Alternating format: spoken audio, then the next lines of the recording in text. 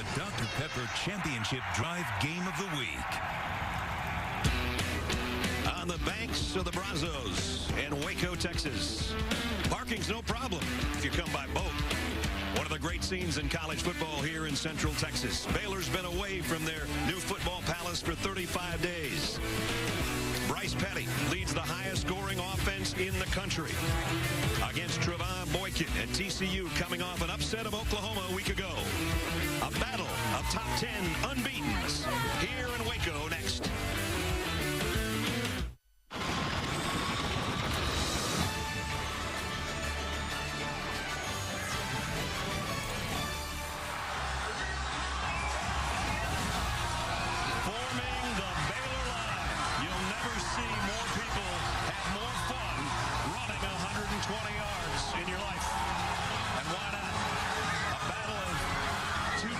Teams in the Big 12, 9th-ranked TCU and number 5 Baylor. You take a look at the Big 12 standings. 5 or 10 years ago, you might not be talking about Baylor and TCU being the teams that are on top. Normally, it's Texas and Oklahoma. That's how it looks right now. There's a couple of those games still going on. Oklahoma has just defeated Texas, and most of you just watched that one. Welcome to Waco, everybody. Brad Nessler with Todd Blackledge.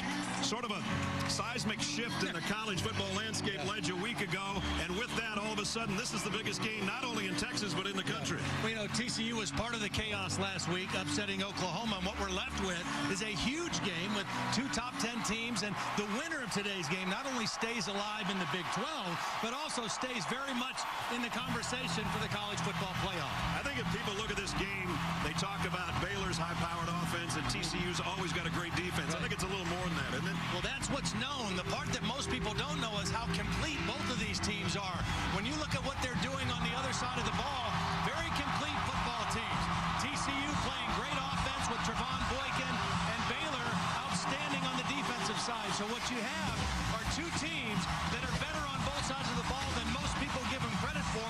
And I think because these 2 teams are so similar, the deciding factor today will be who has the most explosive plays, runs of 10 yards or more, passes of 20 yards or more, and turnovers. It was a high-scoring game a year ago. There was a little bit of bad blood when it was over. They're set to renew it for the 110th time when we come back in a minute.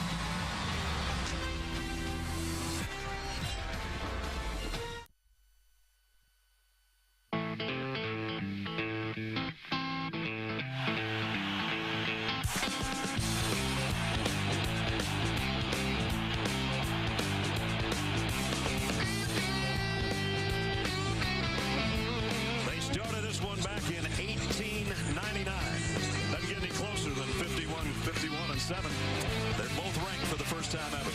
Before we kick it, check in third member of our team, as always, Holly Rowe. Thanks, Brad. Well, last week against Texas, Baylor's offense wasn't sharp. Their quarterback, Bryce Petty, was 7 for 22, just 31% completion on his passes. He told us that he was pressing. He said, you know, I don't normally do that, but I wanted to be a difference maker, and I tried to do too much. He said, I also have a fear in the back of my mind about getting hurt again. Those 2 broken vertebrae that he broke the first week of the season. This is the first week he's been pain-free. And he said, I woke up Monday morning thinking, if it's God's plan for me that I get hurt again, so be it. I'd rather get hurt going 110% than worry in a game. Look for Bryce Petty to get back to being who he is, not trying to force things, and playing fear-free football today against TCU. Bryce, the defending Big 12 Player of the Year for the defending Big 12 champions, led by Art Briles. Done a great job in his 7th year here in Waco. On the other side, Gary Patterson, 14 years on the job for TCU. They had kind of a quirky schedule with 2 open dates in September, so they're off to a 4-0 start. Right. 5th time in the last 7 seasons, but they're only 1-0 in conference play. Now, they are coming off an upset of Oklahoma, but I don't think either of these teams knows quite what they have yet. We're going to find out today. It's a tremendous matchup. I mean, really, we talked about the strength on strength. Art Briles considered one of the real offensive gurus, not just in this part of the country, but nationwide. And Gary Patterson, in his tenure at TCU has been a great defensive mind. So a real chess match between these two, and it's going to happen in hyper speed because both teams play hurry-up, up-tempo offense. There won't be a lot of time to catch your breath. Won't be a lot of replays either for you. Nope. Telestrator will have a week off, I think. Well, we got here on Thursday, and we were in flip-flops. It's dropped 30 degrees since yesterday. 61 degrees right now at game time, and it was about 93 yesterday. So it's perfect football weather in a perfect place. McLean Stadium is gorgeous. If you've never been here and you get a chance, as you saw, you can come by the river or come by land.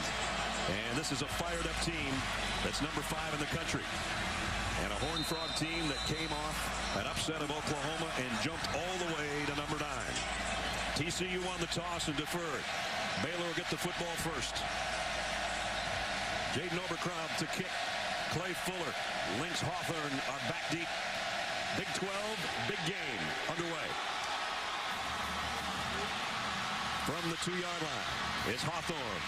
Going to make it to the 18, and that's about it. Nice coverage by TCU as we take a look at our impact players in this one. Shocklinwood coming off a great game, 148 yards a week ago. KD Cannon's been their big guy as a receiver and has had 5 touchdown catches already. Paul Dawson, huge game a week ago, including an interception for a touchdown. And Carter on the back end, first team preseason All-American, and he does a little bit of everything. Had a couple of sacks and 7 solo tackles in the game a year ago. Here comes Bryce Petty.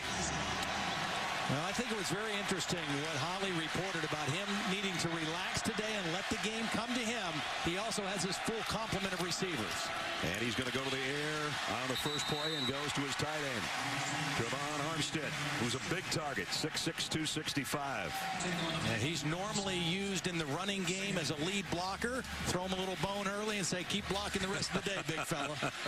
He comes out. The extra wide receiver comes in on 2nd down and 4. Shocklinwood flanking Bryce Petty in the gun, and Petty play action, looking to throw, got away from the rush of Caraway and got a couple of yards. Stepped out a little bit short of the first down marker. Have our first 3rd down situation of the game. 3rd and short.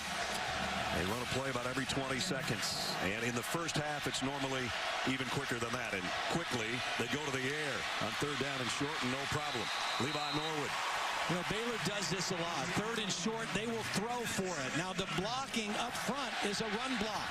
And that really freezes linebackers. They do a lot of their pass game off their run game where the line is blocking run and the quarterback makes the decision whether to throw. Goodley's in the backfield, and this time it's high and through the hands of Corey Coleman. Incomplete, so Petty's first incompletion brings up 2nd down and 10.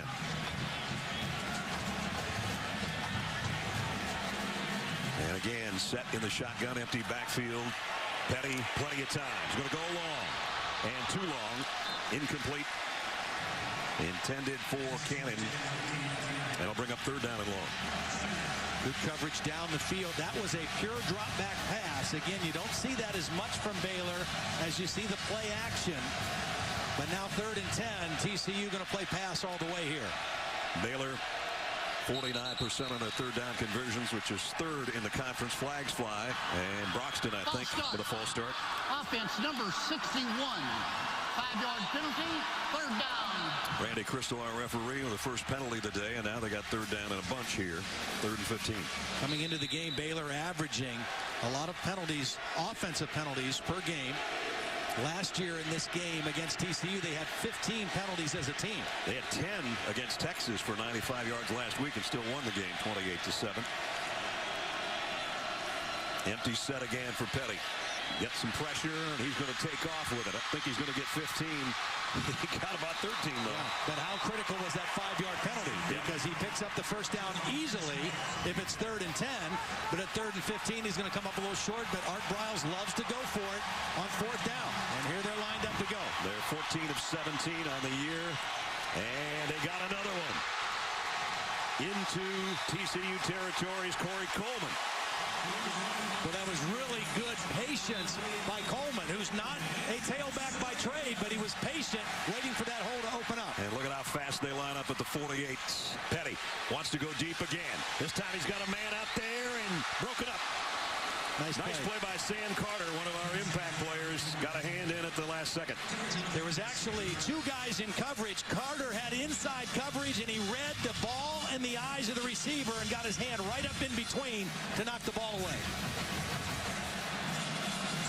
Both of these offenses will take a large number of shots down the field. That's how they're built. Linwood.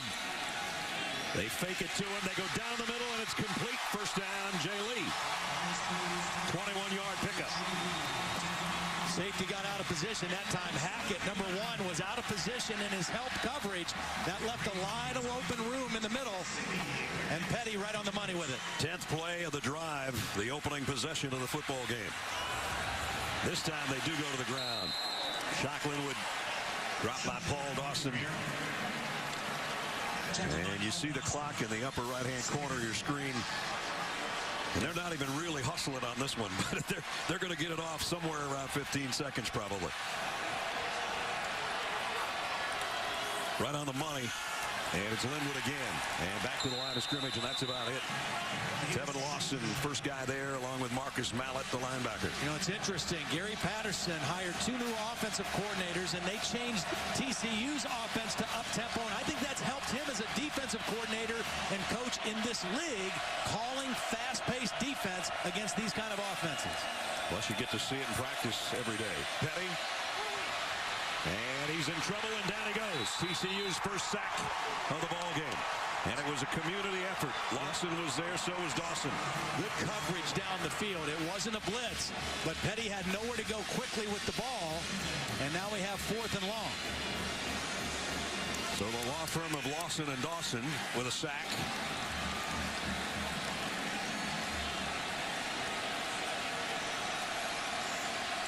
.16 to go on 4th down. Petty down the middle, incomplete.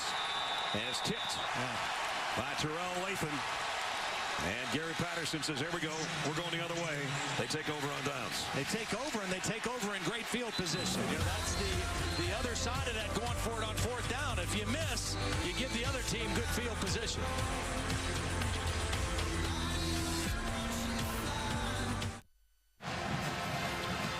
Welcome back to the Dr. Pepper Championship Drive game of the week. TCU and BYU. TCU getting ready to take the field as we take a look at our impact players for the Horned Frogs offensively. Colby Listenby had a career game a week ago. 5 catches for 103 yards. B.J. Catalon's their main man in the backfield. Mo Blackshear had one of those games for a defensive tackle you'd love to have. 4 tackles, a blocked field goal, and a fumble recovery last week. And Orion Stewart had 2 interceptions in the victory over Texas. Here's Trevon Boykin and company for TCU and their first offensive possession. And as Todd said, good field position at the 33-yard line. Boykin fires a slant complete. Pickup of about 9 to Deontay Gray. And you'll see. Yeah. When I put the film on and watched TCU's offense, I was amazed at the quarterback awareness of Trevon Boykin. Last year when these two teams played, he played wide receiver. Yeah. I mean, the development in a short amount of time as a quarterback has been astounding. He's going to loft one long near sideline over the head of everybody, intended for Doxson. That's one thing TCU does. If you give them press coverage, they're going to take a lot of shots on those fade routes. And if you don't hit them, then there's no reason to get out of press coverage. And it'll be up to Boykin or the receivers to draw pass interference on a couple of those. First for the Horned Frogs. 3rd down and 2. Boykin wants to throw for it. And over the head of an incomplete pass, but a flag lies in, was covering on Listenby. I think the reason we're going to get a penalty is because the ball was not thrown in the right spot. Because the ball was thrown behind the intended receiver. Defense number 9. It will be a 10-yard penalty, automatic first down. See, this is a corner route, and if the ball is thrown to the outside to Listenby, there's not going to be a penalty. Back inside, that's an obvious call. Had the hand on the jersey, had the tug, and that's what happens. You take shots downfield. You either have to get completions or you draw the penalties if you're going to do that. Every game this year, they've scored a touchdown on their opening march. Look at this crazy BYU territory already. Crazy formation here. Wow. on both offense and defense, which spreads things out and gives it to B.J. Catalan. Got 5 on the carry. 2 new coordinators for TCU. Doug Meacham, who has a lot of history at Oklahoma State. You see the linemen spread out, huge splits, and a nice opening run for Catalan. There's Meacham.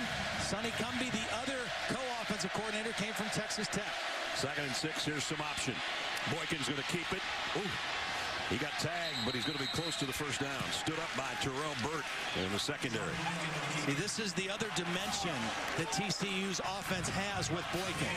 Not only is he a good runner on a scramble or when things break down, but they run a lot of designed option, especially if you give them the look that they want. And once again, we have a 3rd and short situation for TCU's offense. One of those rare guys that leads his team in passing yardage and rushing. 3rd down and 1 here. This time they'll come option to the near side, and they got the first and a bunch more. Inside the 30, B.J. Catalan, pickup of 11. They went to 2 tight ends that time and ran the option, the speed option to the wide side of the field, and a good read by Boykin, waiting to the last minute to pitch it and get another conversion. They hadn't really shown that much until Oklahoma a week ago.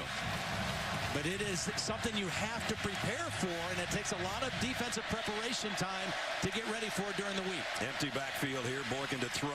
Going to come again to the near sideline and again over the head of everybody, intended for Dotson. And Xavier Howard in coverage. Same play as we saw earlier in this drive.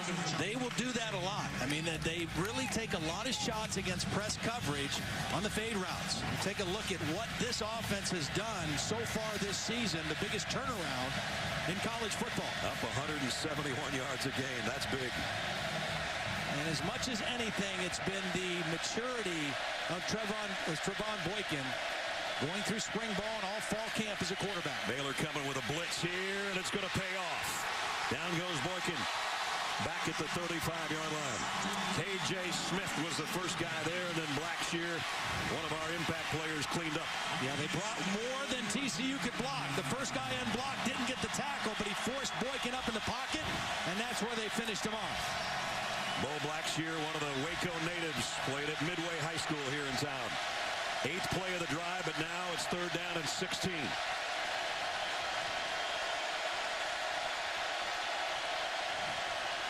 Again, they'll bring an extra man. Boykin's going to lay it out long. 2 men out there, and he's got him. Touchdown.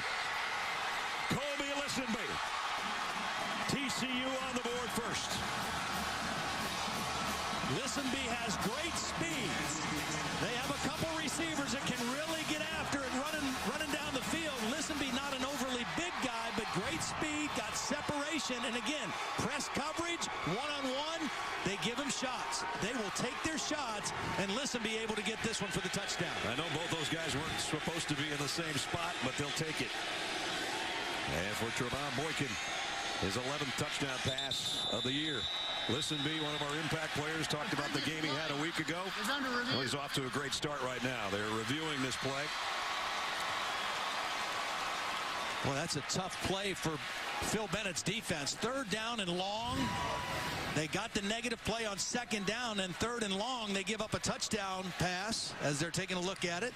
Yeah, that's the ball never touched the ground. Clearly a touchdown. Yep. Not many times you're going to have 2 guys a yard apart and have one of them come up with a touchdown catch like that. That's got to be the fault of Deontay Gray. I mean, they got away with it. Listenby had nowhere to go but run a fade. Deontay Gray was the slot receiver and shouldn't have been that far outside. After review, the previous play is confirmed. So the touchdown caps a 67-yard drive. Remember, Baylor went on 4th and 16. Todd said good field position. And this is the first time Baylor's trailed all year. Yeah. And again, the press coverage and the confidence that Trevon Boykin has in taking shots down the field. And they drew 1 pass interference penalty on this drive, and they got the touchdown on 3rd and long on the last play. Homer Crowley in for the point after. 7-0 Horned Frogs. 9:32 remaining in the first quarter. And TCU on the board first, capping a 67-yard drive in 8 plays. Colby Listenby in the end zone, 7-zip TCU.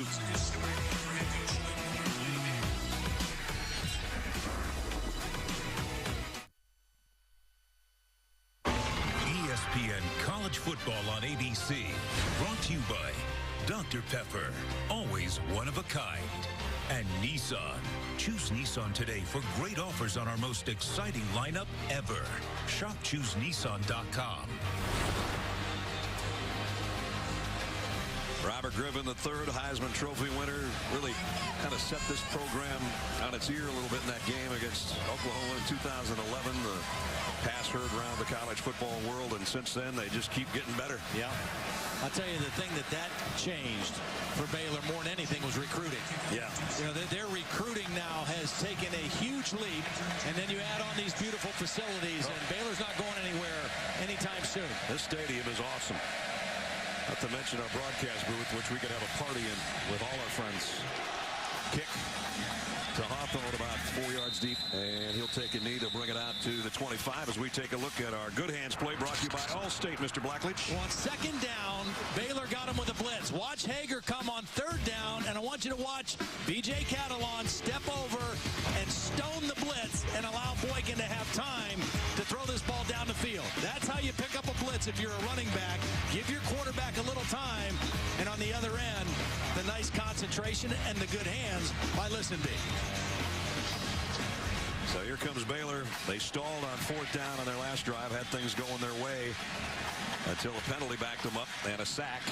So they'll start at the 25.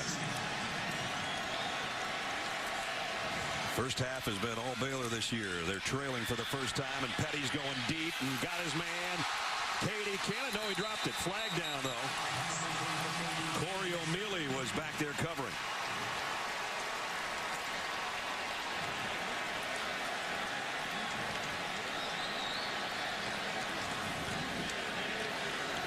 You're going to see both these quarterbacks take deep shots down the field all day. I mean, that's the way these offenses are built. If you give press coverage. Pass interference, defense. Number 2. 15-yard penalty from the previous spot. Automatic first down. You know, he went to make contact before the ball got there. Just a split second, just though. a split It was a pretty good play, actually. Right there. See, he's not playing the ball necessarily. He's playing the receiver, and just a hair too soon, he got that contact. So first down at the 40. Linwood and Armstead both in the backfield. One the tight end for the blocking of Linwood is going for about a yard. That's it. So this TCU run defense is giving up an average of 2.5 yards per carry. They're very stout inside. Pearson and Hunter, the two defensive tackles, have been playing a lot of ball together. 3-year starters. You got Paul Dawson, senior linebacker, Marcus Mallett, senior linebacker. All 4 of those guys playing at a high level this year make it very difficult to run the football on them. 6 times in the last 14 years, TCU's had the #1 defense in the country. That's pretty impressive. Petty off play action. Got a man wide open this time. First down, toss. And that's out to Cannon. Pickup of 11. Holly mentioned that this is the first game that Bryce Petty has felt pain-free. Well, this is the first game that they've had their full complement of wide receivers back near 100%. Antoine Goodley had a quad injury, and Corey Coleman been nursing a hamstring, so everybody's out there today for number 14. He calls his own number here and picks up 7. That was going to be a throw off the fake run. It wasn't open, and Petty just made the decision to run. And credit Katie Cannon for turning into a blocker and getting Petty some extra yards. First down carry, and almost a face mask at the end of that play. Now the ball is out. And TCU says they have it. The officials have not made a determination yet. Now they do. 2-0, I think, the guy that's going to come up with a football. I think Sam Carter's the guy trying to rip it out. Sam Carter and Paul Dawson were combining, and Carter got away with the face mask, and as he was grabbing the face mask, Dawson was grabbing the football. They got away with the face mask, and they got the football instead.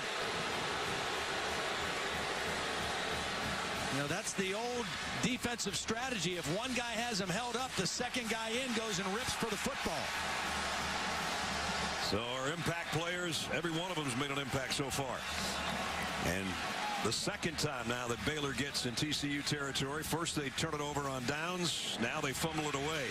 And they come in +4 in the turnover category. So they're on the short end of the scoreboard for the first time, and now they're on the short end of the turnovers as well. Well, they've had 2 touchdown leads in every game this year. They're looking to do the same right now. Boykin, he's going to take another shot, going long. Got a man and got him. Listen, B again. Well, you just can't throw it any better than this. Over the outside shoulder, let the man run away from the defender. Ryan Reed's not in bad position, but this is a perfectly thrown ball over the outside shoulder. Impossible to defend. They haven't set the sticks yet, and the play goes anyway, and it's Boykin keeping it himself, heading to the corner inside the 5. They never got the markers down to the 15-yard line. I was going to tell you it was first down at the 15. Didn't even have time to say that. No, they got to get up-tempo chain guys, too, to play here. Jeez. First and goal. They do not mess around. At the 3. And this time the officials are going to hold them up and say, guys, we got to at least set some of these things up over here.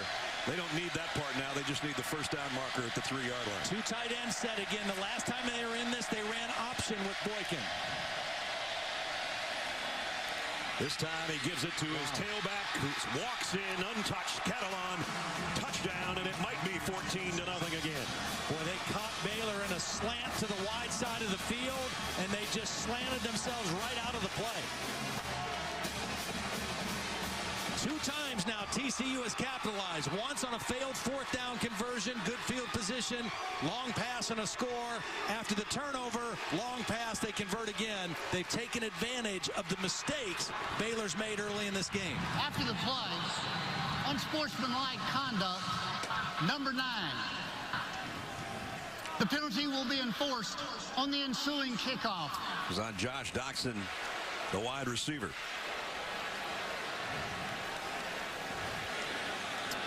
But that'll be after our timeout and the extra point that's upcoming. Nothing like a 40-second drive. Overcrom, extra point, up and good. So Baylor had things going their way, turned it over on down. Second time they got in TCU territory, the ball came out, and the Horned Frogs took over. And it only took them 3 plays to get this touchdown and a 14-0 lead on the road.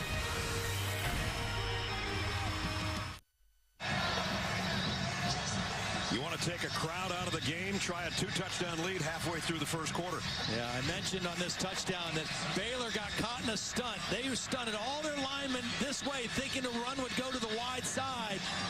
And TCU ran it back to the weak side, the short side of the field with Catalan, and there was only one guy there. Not enough people there to stop that run. Well-designed play, right call at the right time. BJ's 5th rushing touchdown of the year. And so for the 5th straight game, the Horned Frogs lead 14-0.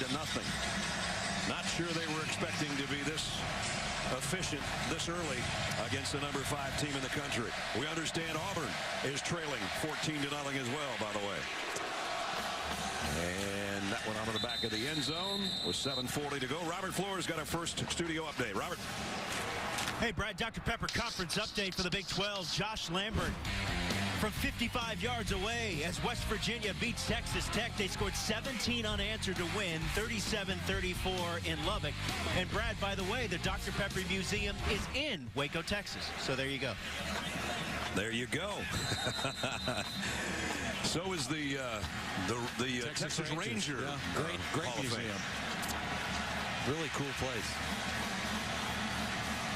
Well, the good news for Baylor, being down 14-0 is not that big of a deal the way they play offense. Right. And this is an offense that can explode at any time. This is going to be only about a 2-yard gain for Devin Chaffin. I don't think they're going to have a great amount of success early running on TCU. I think they're going to have to throw the football to open up their run, and I think Bryce Petty Petty running it might be the best option for him. This time, play action, the slant's a little bit behind Jay Lee, the intended receiver. And Anthony Tejada was back there in coverage. That time, Bryce Petty felt a little heat. Paul Dawson was coming on an inside rush, and he kind of short-armed that throw and wasn't accurate, bringing up third down. Remember, as Holly said, he tried to do too much. He thought last week it only went 7 for 22 against Texas, though he did have a couple of touchdown passes. He's off to a 4 for 9 start here today. Third down and 7. Petty steps up in the pocket, flushed to his left and lobs one incomplete. And Baylor's going to have to punt. When we talked to Bryce Petty yesterday and asked him about this TCU defense, the first thing he said was they are so sound. They're very sound. They don't get out of position. They don't make many mistakes. And then they have athletes on top of that that make plays. And that was what we saw right there on third down. Just sound, fundamental defense, good coverage, good contain on the pass rush, and they forced the punt. Cameron Eccles-Looper is back waiting on the kick from Spencer Roth. First punt of the football game. Not a great one, end over end. And it's, I think, going to hit a Baylor player as it goes out of bounds around the 31-yard line. Coming up tonight on ESPN, SEC doubleheader for you at 6. 7th-ranked Crimson Tide of Alabama against Brett Bielema's Arkansas Hogs. Then at 9, Bo Wallace and the Rebels, number 3 in the country. College Station, they'll take on 14th-ranked Texas A&M. There's the battle of quarterbacks tonight. Bo Wallace coming off a dream of a lifetime last week. Yeah. Kenny Hill has been as good as anybody in the country. Even though they've lost a game, he's already got 21 touchdown passes.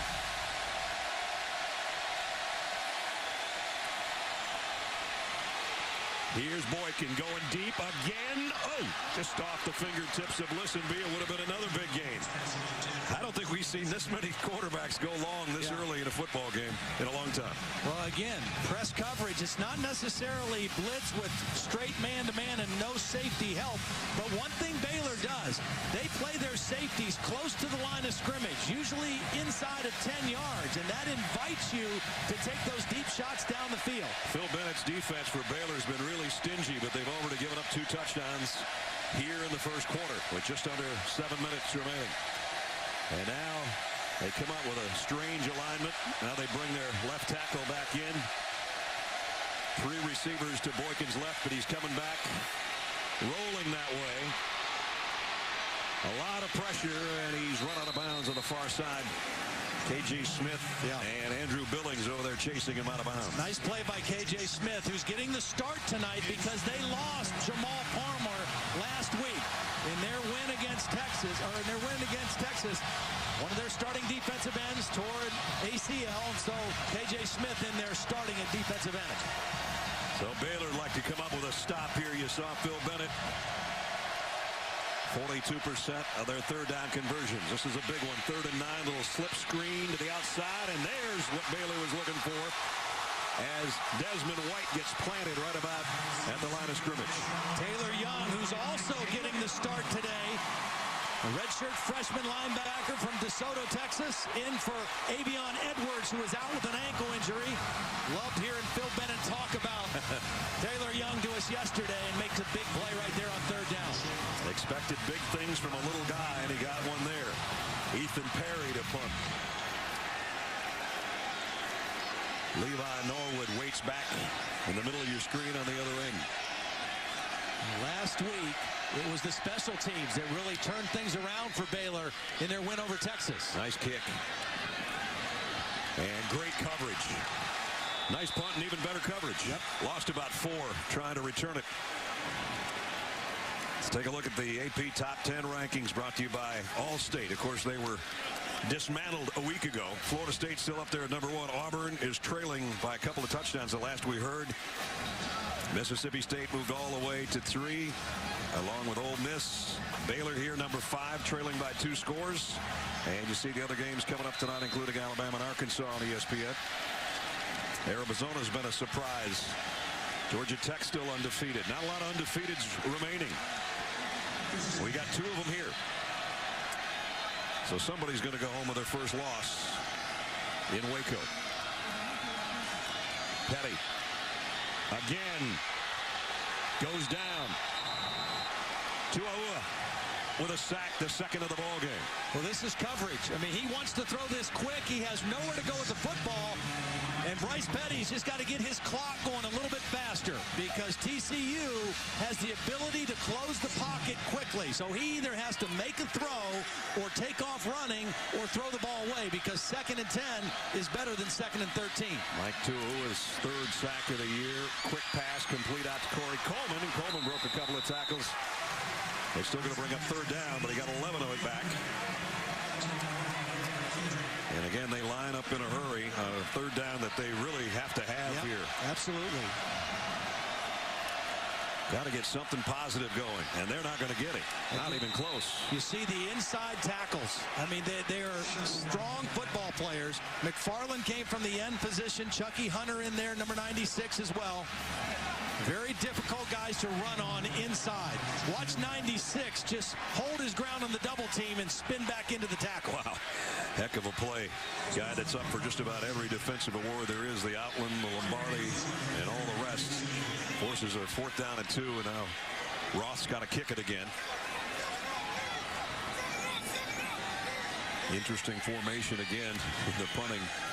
They have the 3-man shield in front of him, though, and the kick fielded on a fair catch at about the 27-yard line as we check in again with Robert Flores. Robert. All right, Brad, AT&T Inside the Headset. We'd like to welcome those of you who have been watching Auburn and Mississippi State. Bulldogs are up 21-0. This is how they scored their first touchdown. De'Rondre Wilson from Dak Prescott. And it is all Mississippi State in Stark Vegas. 21-0 over Auburn. They even got the shoes that say Stark Vegas now, huh? Yeah. Gotta love that. Capitalizing on the name. I guess. TCU up 14-0 with a ball back at their own 27-yard line. Again, look at how shallow the safeties are for Baylor. Inside of 10 yards here. That invites those opportunities to throw down the field.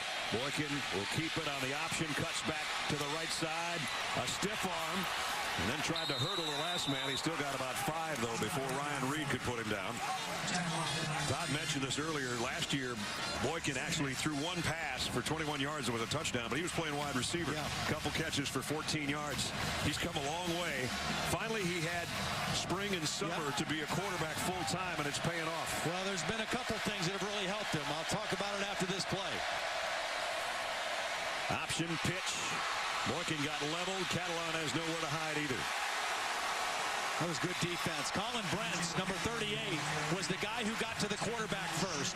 He forced the pitch, and the pitch was a little bit behind Catalan, which caused the play to slow down.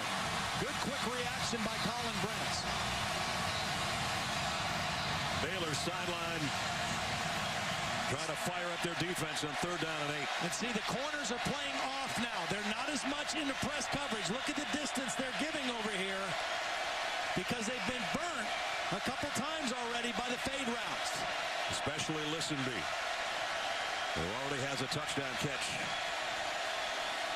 Boykin going to go deep, left sideline.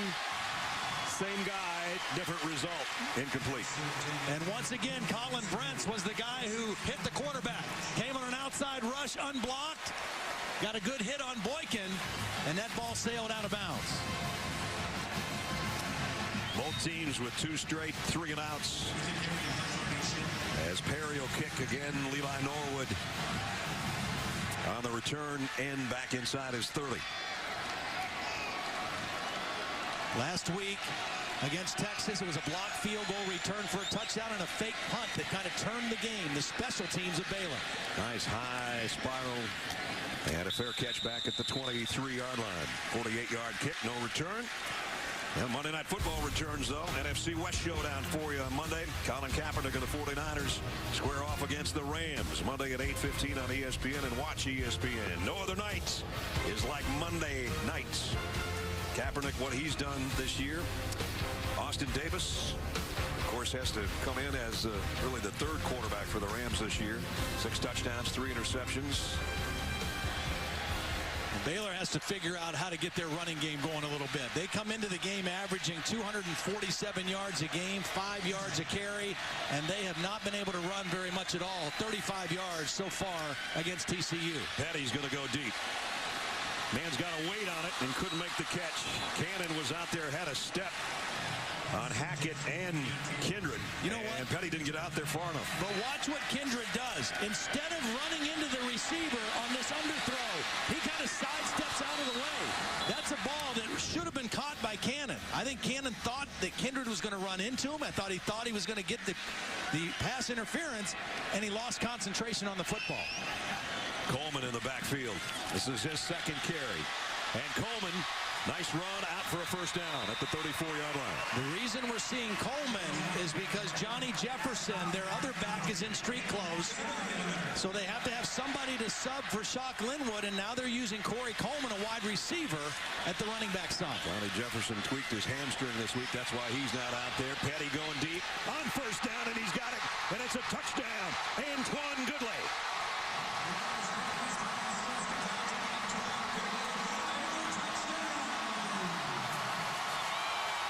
66 yards for the touchdown.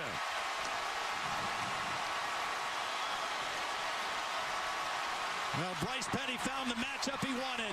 His fastest receiver, Goodley, on a safety, Sam Carter. And this time the deep throw finds a connection.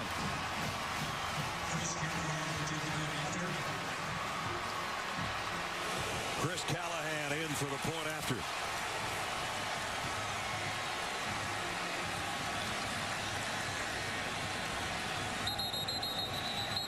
And whistle before the kick. Might have been a false start, which will make it a little more difficult for Callahan. False start. Offense, number 41. 5-yard penalty. Try. You know, Goodley is not your typical looking receiver. He's 5'11", 220 pounds. Very physical, but with great straight ahead speed. Now, he has only played, this is his 4th game this year. He missed a couple games with a hamstring injury. They think he's close to 100%. Looked pretty good on that one. Well, preseason All-American after catching 13 touchdown passes a year ago on 71 catches. And as Todd said, maybe 95% healthy right now. Looked pretty healthy on this one. 66-yard strike from Bryce Petty. And the lead is down to a touchdown.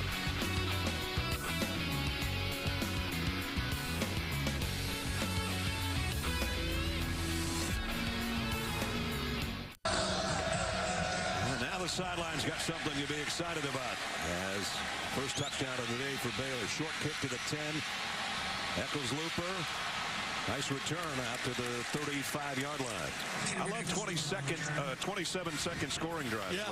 Well, they had to convert on 3rd down, and they got it with the run with Coleman, the wide receiver. An 11-yard run, and that set up the deep throw to Goodley. Their running game has had some problems. Nice block at the end by the freshman receiver, Katie Cannon. But that key run on 3rd down for 11 yards kind of set that drive up. 2 tight end set again for TCU at the 35-yard line. Play action. Boykin going to throw a screen. Actually, he's going to throw it almost to Baylor. Incomplete. And the defense did a nice job of blowing that one up. Yeah, they did. I think TCU needs to try to get B.J. Catalon going in their run game a little bit, too. You know, you throw every time on 1st down. If you don't connect, 2nd and 10 is difficult against an aggressive defense like Baylor's. Problem is, Todd, he just limped off. Yeah. Aaron Green takes his spot in the TCU backfield. 2nd down and 10. Here comes a full blitz. Boykin running for his life and throws it out of bounds over the Baylor bench. Taylor Young in pursuit. 2nd down and 10. A good blitz down. Come after the quarterback. They might come again. 3rd and 10. Now, this is one where I think they might show blitz and drop out. Try to fool Boykin with coverage on this 3rd down and 10. They showed it for a second, and as Todd said, back out of it. Boykin fires over the head of his intended receiver. Incomplete. Intended for Deontay Gray. And it's a punting situation. Now the crowd's into it. And all of a sudden, this Baylor defense, the last 3 possessions, kind of getting their feet under them. They got shocked the first part of the game with some big plays, some deep throws, and all of a sudden now they've started to get their feet under them. Ethan Perry to punt. Third straight 3 and out for the Horned Frogs. And this punt's going to bounce backward before it goes out of bounds. And it's going to be a pretty good field position for Baylor. Only a 27-yard punt. Let's check in with Holly. Well, it did take Baylor some time to settle down defensively. As you guys mentioned, they're playing without 2 starters. Jamal Palmer out with that ACL tear. Because they lost him at defensive end, they've actually moved Sean Oakman. Normally, he's on the other side of the defensive end.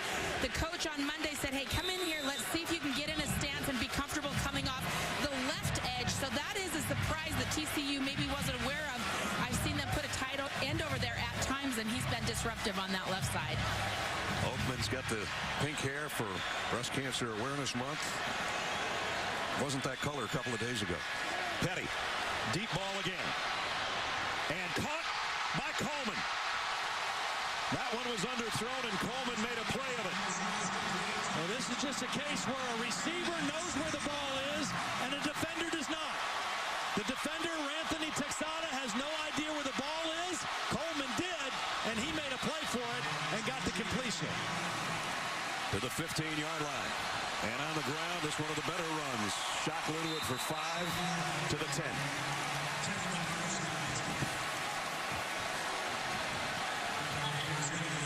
This is one of those where you don't even want to go to the refrigerator because you're going to miss something.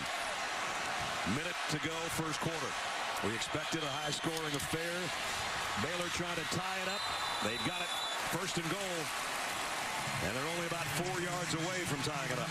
Well, the game last year in Fort Worth was a 41-38 ball game that went back and forth. Baylor built a big lead thanks to some turnovers by TCU. TCU fought back and had a chance with 11 seconds to tie it up, but threw another interception. They spotted at the 5. To the run game and no gain for Linwood. Dawson and Mallett, the 2 linebackers, combine on the stop. Now, this is where I would look for Goodley, again, because of his strength. He's an outside receiver, but at 220 pounds, if you get him on an inside route, he's got great strength working for the football. He's out to the right side. Petty's going that way. Corner. Too far out in front of K.D. Cannon. Tried to throw the fade and threw it out of bounds. Sam Carter was covering. And it's 3rd and goal. And this is 2-down territory for our Bryles, if you ask me, so we'll see. When your field goal kicker's 1 for 6 and you like to go for 4th downs anyway, yeah. Empty backfield for Bryce Petty. Wouldn't be surprised of a quarterback draw here either. Petty, a very good runner. Wanted to throw the fade again, asked to scramble. And throws it out of the back of the end zone. 4th down. Chucky Hutter was given chase on Bryce Petty and got him to the turf after he let go of that pass. We're going to go for a field goal here. You said Chris Callahan's 1 for 6, and his longest this year is 23 yards. This one's basically going to be not much longer than an extra point. It'll be a 22-yard attempt. Well, I think Art Bryles is just realizing we need points here. We got something going. We got a chance to get on the scoreboard again. We're right here in the football game at home. Let's try to make this a 4-point game. Extra point is up and good. That was a kind of cool angle. I like that camera angle. The kicker likes that too. He made a field goal. 14-10.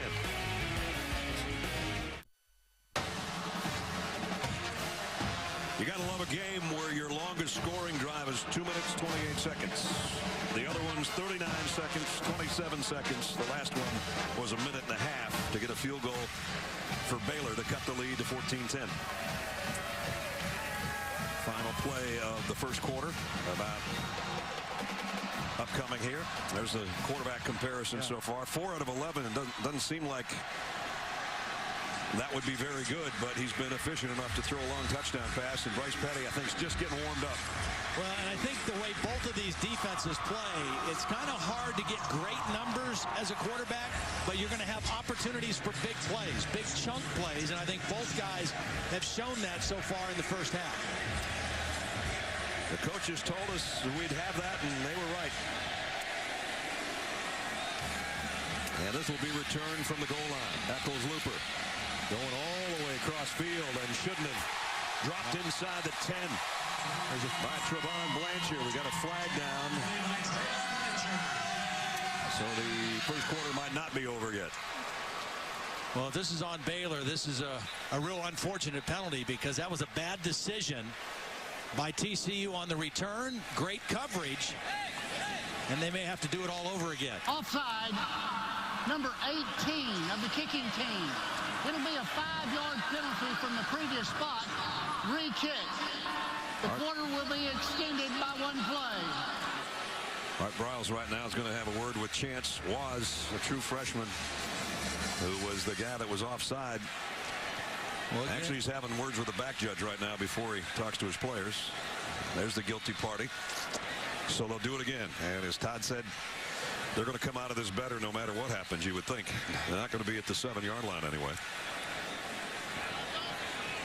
Last year in this ball game, again, Baylor had 15 penalties in the ball game. They still won, but 15 penalties for 140 yards.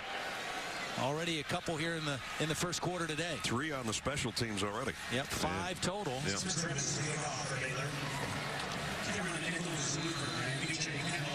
So Spencer Evans to kick. And Eccles Looper, I don't think he'll do what he did on the last one if he gets his hands on it. I think he'll run straight ahead. They flip-flop back there, Eccles Looper and Catalan. Baylor sideline guys that aren't playing are having a blast.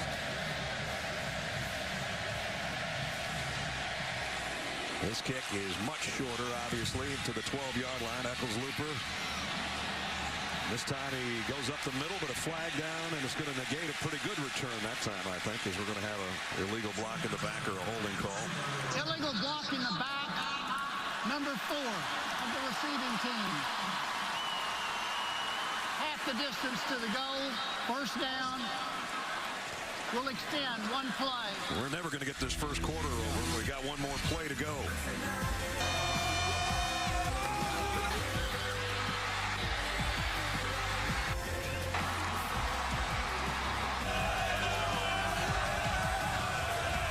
Great scene here. As again, they're going to start inside their 10-yard line with 1 more play. So we've had the first quarter coming to a close for about 7 minutes now. Yeah. And TCU was huddling all the way on the other end of the field, anticipating to go out on that end. And the referees and Gary Patterson said, no, we got to come back down here, guys. We were anticipating going to commercial, too, but we're staying here for 1 more play, barring a penalty on the defense. So they didn't come out of it much better. They're at the 9-yard line after the penalty on the return. Boykin stands at his 5-yard line with Kyle Hicks in the backfield with him for the first time.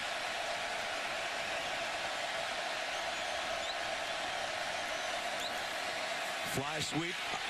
Thought they were maybe going to throw there, Deontay Gray, and he is run out of bounds at the end of the first quarter. Finally, end of 1. Fun one, too. TCU on the road, leading 14-10.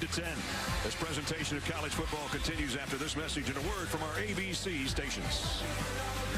Let's take a look at our Pacific Life game summary through 15 minutes. A lot of offense already. 224 yards for Baylor in total yardage. Neither team able to run very effectively. A couple key runs at key times, and Bryce Petty talked about wanting to kind of relax and let the game come to him. He's starting to do that. They got off to a little bit of a sluggish start, but here the last few possessions, they've hit some shots down the field and have got themselves right back in the ball game. He's already got 62 more passing yards than he had all of last week in the win over Texas, so he's off to a great start in the first quarter. And the second quarter set to begin. Brad Nessler, Todd Blackledge, Holly Rowe with you from McLean Stadium in Waco. First 2 possessions, 133 yards and a couple of touchdowns, and then it's been 3 and outs since. Let's see if Boykin can get him going again. Hicks with him in the backfield. They'll start at the 10-yard line.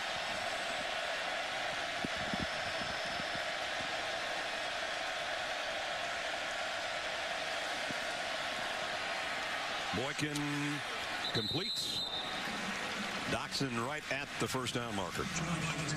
Listenby is the speed guy on the outside. Dotson is more the strong route runner, bigger target guy at 6'4", 190. Good decision that time by Boykin, getting the first down throw. Dotson had a good game against Baylor last year. 5 catches, including a touchdown. That one got him just enough for the first down. And Boykin keeps this, and he's run out of bounds at the line of scrimmage. Holly's right there. We might as well go to her. Boykin under some pressure that time. There's a change on the offensive line for TCU. The left tackle, Tayo Fabulege, is out. They were getting him an inhaler here on the sideline. He's out for the next few plays. So they've moved right tackle Vaitai over to the left tackle. Number 68, Joseph Noteboom, has come in at right tackle, so they're trying to get readjusted on the O-line. And you saw Holly almost made the tackle on that last play on the sideline. Second down 10. And interesting, Baylor has moved Oakman back over to work on that right side against the new tackle. Boykin straight down the middle, and Listenby didn't quite get his head turned around. I don't know if he could have caught it anyway. Xavier Howard was covering. And it's 3rd and 10. I think Boykin was just a little too early with this throw. He wasn't under duress. He didn't allow Listenby to get separation and get his head around. Otherwise, he might still be running because there was no safety help in the middle of the field. 3rd time now TCU's been on a 3rd down and 10 or more. Little different set here. 2 running backs in there, Hicks and Catalan flanking Boykin on 3rd and 10. Right sideline, good throw, good catch. David Porter, first down. Needed 10 and got 11. Well, take a look at the new right tackle, Joseph Noteboom, working on Oakman now. 68, that's a great job against a good time, big pass rusher. Run him up the field. Oakman, their #1 sack artist with 5, and he is a huge guy, 6'9", 280 pounds, wearing number 2. Transferred from Penn State a couple years ago.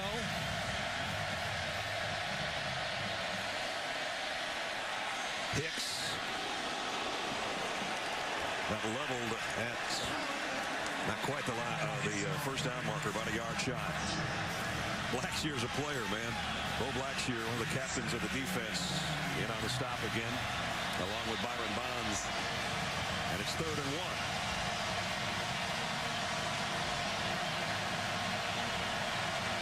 They had long yardage on 3rd down. This is a short one. Will Boykin keep it himself?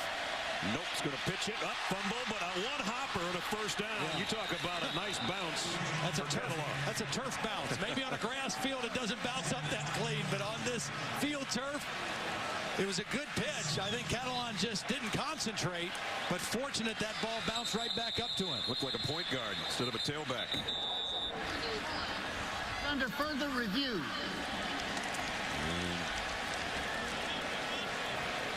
I think they're trying to determine whether or not this was a lateral or a forward pass. They're looking at it anyway. Oh, could be. Yeah, that could be an incomplete pass and bring up 4th down and 1. Bill Lamagna is our expert up here, the rules expert, former official. What do you think, Bill? I think we have a forward pass, hit the ground, incomplete. Yep. Oh, wait, going Baylor tradition since the 1930s. David Ames, our replay official, and we'll get a better look maybe down the line right here.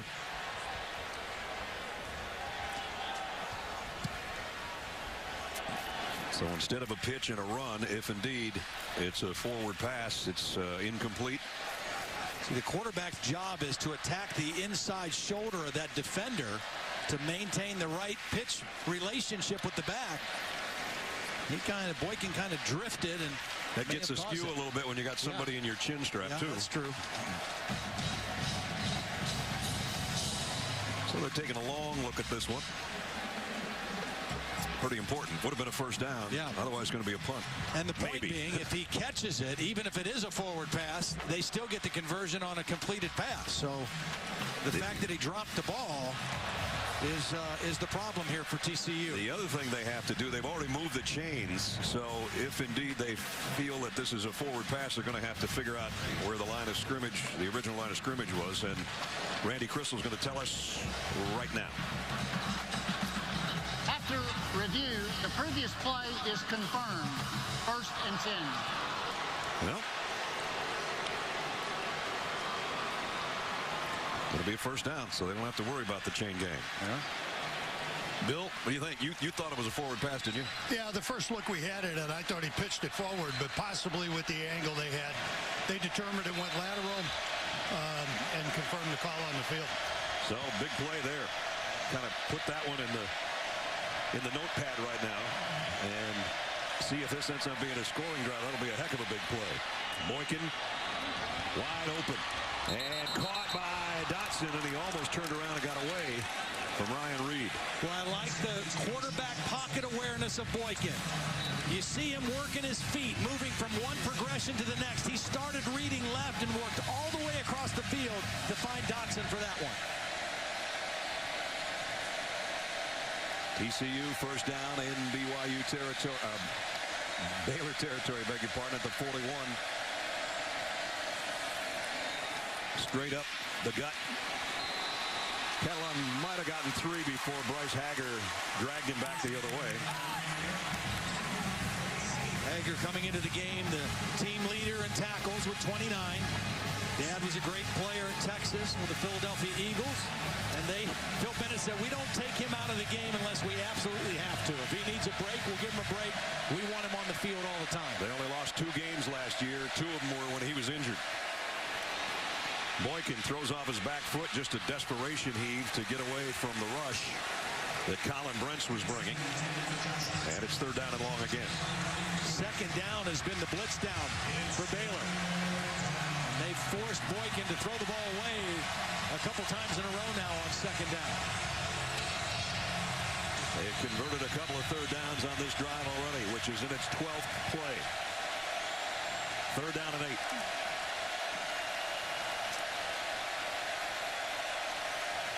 They back out of the blitz look. Boykin in trouble, getting away from it momentarily, and he's still on his feet and throws complete, but it's short of the first down. Emmanuel Porter made the catch. Picked up about 4 when it looked like he was going to be sacked for about a 12-yard loss. Well, the fact that he got the completion, though, brings up an interesting situation now for Gary Patterson. I think they'll go for it now. They're out of field goal range, but because they got the short completion, they've got a manageable situation here on 4th down to try to go for it. I'd kick a field goal here. Oberkron can do it from that distance, but they're going on 4th and 4. Blitz. Boykin caught and still going is Dotson all the way inside the 10-yard line. So I'd throw a slant to Dotson. That's what I'd do. I knew you were going to get me on that one. 26 yards down to the 9 and going in a hurry. Baylor's trying to change up defensive personnel. I don't know if they ever got who they wanted out there. Catalan's going to be dragged down to the line of scrimmage, though. Nice play. Yeah, real nice play. The safety. Stewart. Ryan Stewart came from his safety position to get a play behind the line of scrimmage. 15th play of the drive. 2 tight ends. Option formation. And a walk-in again for Catalan. Touchdown, TCU.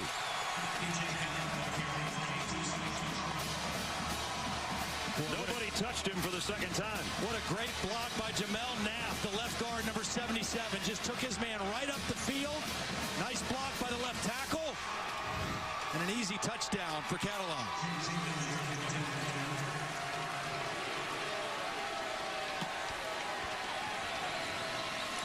Overcrom in for the point after. Babulajay was back in that possession.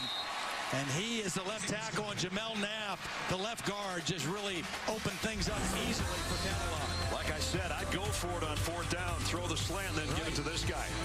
15-play, 90-yard drive, touchdown, TCU.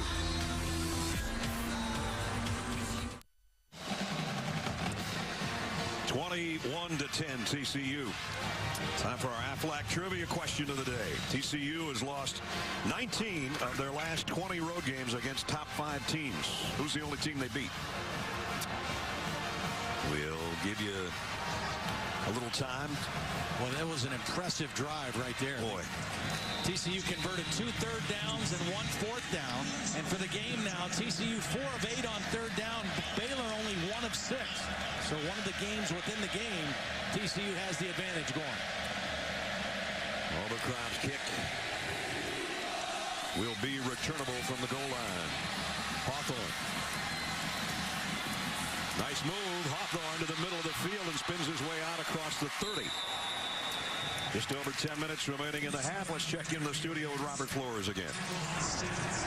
All right, Brad, Wells Fargo getting it done, and that's what Marcus Mariota is doing against UCLA. He has thrown for 2 touchdown passes, run in another one, this one to Thomas Tyner, and it's 21-3, Oregon over UCLA late first half.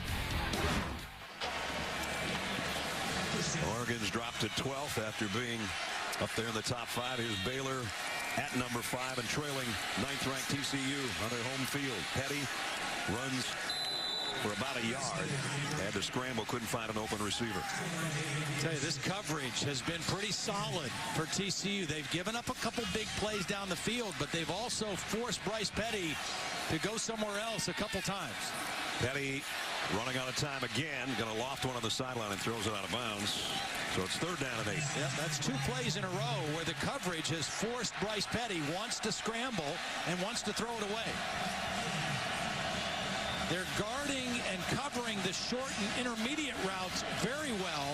They've given up some plays on the deeper routes in the ball game. Dick Bumpus, the defensive coordinator for TCU. Baylor's been unsuccessful the last 5 third down conversions. Petty, plenty of time now. And throws complete. Should be right on the mark. Yep. They're going to give him the first down. See, that's a veteran receiver, and Goodley, a senior, who knew what he needed for the first down and got right to the mark. And again, they quickly go. First down at the 42, play fake, and that throw is just errant that time. Way over the head of Katie Cannon. In this offense, so many times, Bryce Petty has to throw that ball so quickly. And a lot of times I asked him, do you throw many throws where you don't get the laces? He says, yeah, all the time. Yeah. And it's gotten to the point where I'm actually probably more comfortable without the laces. And that's such a change in college football. I mean, nobody ever used to throw the ball without the laces. This time he hands the laces off, and it's only about a yard gain for Linwood. Chris Hackett, nice open field tackle. TCU's defense, they're sound fundamentally, and they tackle well in space. They make you earn everything. You just don't see them break down defensively very often. If you make plays, you've got to earn them. 3rd down and 9. Petty looks to the sideline to Coach Briles, who's right there in the corner of your screen at about the 38-yard line. Play clock down to 5. Just a 3-man rush on Petty, and it's going to be the quarterback who's going to try to get it, and he won't get there. Got to midfield, but he's a couple yards shy. Dawson in on the tackle. This was a called quarterback draw because both the back and the guard, Blake Muir, went ahead to block. That was a called quarterback run. Came up a little short. 4th down. Looks like Art Briles is in a position to go for it. Just shaded on the TCU side of the 50. They're 1 for 2 on their 4th down conversion, so here comes another one. And boy, if TCU gets a stop here, they're going to have great field position. They don't get the stop, though. Yeah. Best run of the day, maybe, by Baylor, and it's Chafin who picks up 8. And a nice read and cut by Chafin, because you can't run inside very easily on TCU. He faked inside and bounced it outside and easily picked it up. Now play action. Petty might want to take a shot here. He's got a wide open guy out in the flat, though, and that's Goodley. About an 8-yard gain again. Carter made the hit. So we're down to 7.5 minutes in the half. TCU 21-10 lead, but Baylor threatening again here. And another nice run off the left side, but that door closed in a hurry. Chris Hackett's made another couple of nice stops in open space out there on the running backs. But they're getting a little balance back to their offense with the run game. You've got to be two-dimensional against a quality defense like TCU. They've got a little bit of thing going now with their run game. And we had a 15-play drive by TCU. Now 10 plays and a touchdown for Corey Coleman.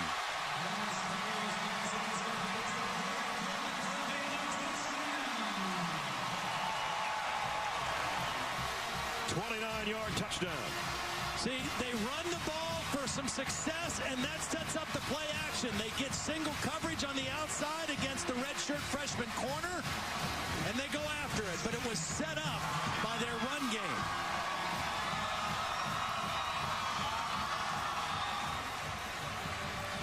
Callahan in for the point after.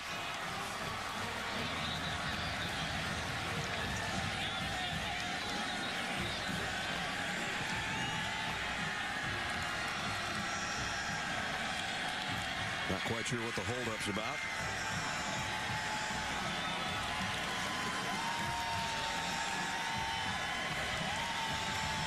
Bryce Petty with the second touchdown pass of the ball game so far. Started a little slow. Has done a nice job of allowing this game to unfold and to not get frustrated against TCU's defense, because you just got to know they're going to make some plays. They're going to create some negative plays. You just got to hang in there. When you get opportunities down the field, you have to capitalize on it. Extra point is good. 7:07 remaining in the first half. Bryce Petty, 11 touchdown passes on the season now. This is his second of the day to Corey Coleman, and it's 21-17. ESPN College Football on ABC. Brought to you by AT&T. Mobilizing your world. And Bank of America.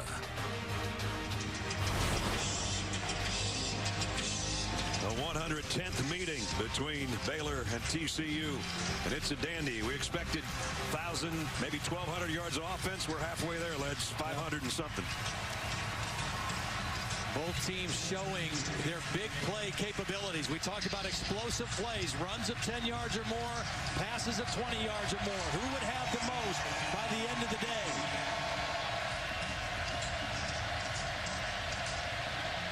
Spencer Evans with a kickoff. Hicks fields it at the 5. And got upended as he got to about the 23-yard line. A little earlier we asked you today's Aflac trivia question. TCU's lost 19 of the last 20 road games against top 5 teams. Who was their only win? Number 5, Boise State, back in 2011. This is the first time these two teams have played each other in all those years, dating back to 1899, where they're both ranked, much less both in the top 10. Only the second top 10 clash ever for Baylor. Last time was 1956 when they were playing Texas A&M. Todd wasn't even around then. Pass complete to Dotson. Picked up about 3. Little subtle change with Phil Bennett's defense. They are starting to give a little bit more cushion to Listenby, and they're putting more press coverage on the other side against Dotson. Dotson more the route runner, Listenby the guy that runs by you. They're changing it up from play to play. Oakman out of the defensive lineup right now. Brian Nance has taken his spot on the defensive front. Boykin quick slant too far behind Deontay Gray.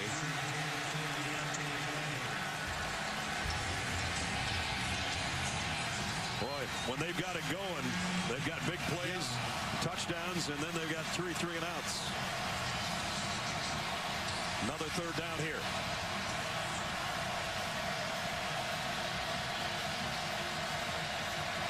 If he sees press, he might take a shot at Listenby over the top. He's hit, and down he goes, and the ball is out. His offensive line covers for him. But it's going to be a punting situation and another 3 and out. Bryce Hager made the hit on Boykin. Yeah, nice delayed blitz by Hager.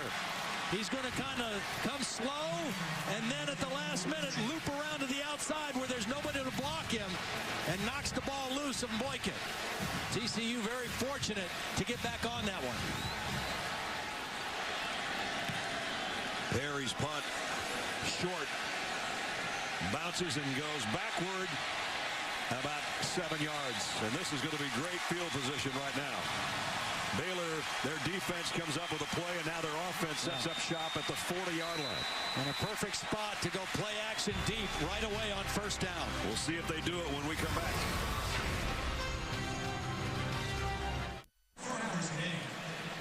Welcome back to the Dr. Pepper Championship Drive game of the week, where it's 21-17 TCU. Well, Baylor up to 73 yards rushing, and what that does, watch these linemen on the last touchdown, the tight end. They are going to block run, and that really makes it difficult for a defense to play play-action pass. As long as those linemen don't go beyond 3 yards down the field, they can block a running play, and that makes it very difficult to read whether it's pass or run against this Baylor offense. Remember, after that short punt of 25 yards, Baylor from the 40 might want a shot right here. Down the middle and one-handed. Nope, in and out. Armstead had it, couldn't hold it. That's a hard catch for a 6'6" former offensive tackle running full speed down the middle. You got to throw that one up around the 4 and the 1 for him. Yeah, he's kind of dangling that arm that he tried to haul it in with as he heads to the sideline. Gus Penning will come in and take his spot at tight end on 2nd down and 10. Here's Chafin. He kind of bulldogged his way for about 5. Chafin's given him a little spark running it. Linwood had a huge game last week against Texas. 148 yards on 28 carries. We mentioned Johnny Jefferson out of the ball game. They've had Coleman back there. Now Chafin giving him another guy to go to. 3rd down and 5. Petty had a guy right in his grill, and he tried to get the pass out there, and Mallett was the guy applying the pressure. Incomplete's 4th and 5. Yeah, but that's a throw that Bryce Petty's got to make. 2 throws on this drive with great field position, both inaccurate, that could have been big-time plays. That would have been an easy conversion on 3rd down. 2 out of 3 today on 4th down. They go again here. Got to get to the 30-yard line for the 1st down.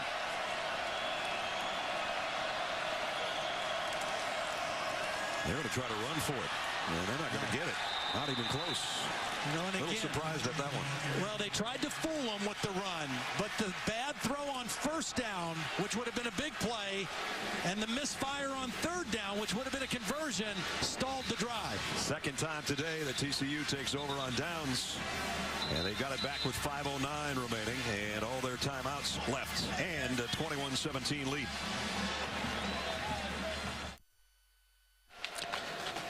DirecTV Drive to the National Championship mobile bus traveling across the country, following the biggest stories in college football here in Waco a little bit earlier today.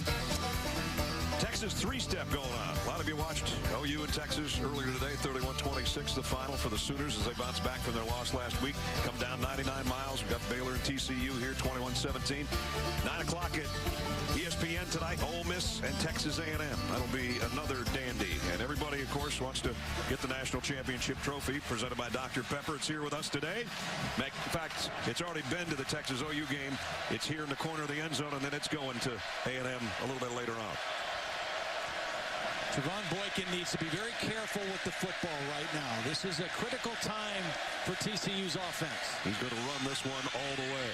And got a nice block out in front, and he's going to get a 1st down before Hager can knock him out of bounds. Great call and a great decision, because the thing that's hurt TCU in this first half, even though they have the lead, is they've been held without a 1st down on 4 of their 7 possessions because they haven't been able to run the football. Only 46 yards rushing. 1st down play in that drive, a designed quarterback run. Good time for that call. He picked up 12 out to the 45. Again, both teams have all their timeouts. Catalan, nice tackle. Boy, that guy's a football player. He is. Looked like he was going to get by Hager, and Hager said, And a little late something happened at the end of the play also. At the end of the play, Deontay Gray was without his helmet. Let's see if it was a personal foul one way or the other. A dead ball play at the end of the play. Personal foul, face mask, number 13. Number 20, does not have to leave the ball game because of the foul. 1st and 10. Terrell Burt. And Gray is blocking on him, and I don't know. Loses his lid, but he doesn't have to come out of the game because it was forced off his head. Yeah, he kind of pushed it off of his head. Burt's the guy that had the game-sealing interception in the end zone that ended last year's game. And here it's a first down at the 37 now for Boykin and company. Still plenty of time to work with here late in the second quarter. That was a tough one. He got pressure and he kind of threw that off his back foot, never really got into the throw. I think that was Billings creating the pressure, coming right over the front. Billings is a powerful, powerful man in there. 6'2", 300-pounder from here in Waco. Set the Texas State prep record, over 2,000 pounds lifting weights. Broke the record of Mark Henry, who was at one time the world's strongest man in the Olympics. And Boykin, another strong run. Well, this is smart. This is smart by Doug Meacham. Sonny Cumbie, we're having trouble running the football. We've hit some explosive plays running. Let's go to some design quarterback runs to see if we can open some things up. And 2 runs by Boykin on this drive have gained big yardage. Yep, TCU is going to take. I think Baylor had a player. Yeah, Baylor had a player down on the sideline. Might have been Billings. It was. Chasing that play. A little slow getting up. He's a Waco native too. Waco High School. 805-pound squat, a 500-pound bench press, and a 705-pound deadlift when he was a senior in high school. You kidding me? That's just ridiculous. That's just insane. Mentioned Mark Henry was an Olympian. He's now a WWE wrestler. Still one of the strongest guys in the world. 4-minute mark. First down at the 23.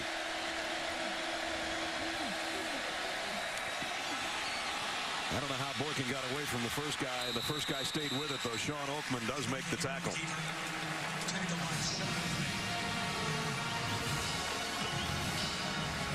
Well, Oakman's got to be a frightening sight when you're a quarterback. He's huge. And he's fast. Great wingspan. He's still raw as a football player. Still developing from a skill standpoint, but what an athletic talent.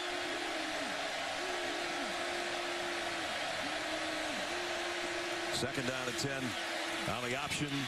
Boykin slips and goes down. Might have gotten a yard out of it. Taylor Young there to make sure he didn't go any further. Couple nice plays by the Baylor defense in a row after they gave up some chunk plays. They got down in their own territory, and they've tightened things up here, bringing up 3rd down. Bill Bennett, the defensive coordinator, hoping his team can prevent a 3rd down and 9 here. Empty backfield. They're going to bring a little pressure off the edge. The throw's incomplete, intended for Dotson, and Reed had good coverage. It was a good route, a good throw, and a good play by Reed all the way around. That's a win for the Baylor defense. They're going to force a field goal. Oberkrom 6 out of 9 on the year. He's had 1 blocked. Force a field goal, and a lot of time left in the first half for their offense. Zach Allen to hold. It'll be a 39-yard attempt. This one's going to be coming right at you. And right through the middle. 3 more for TCU. They stretch the lead back to a touchdown again.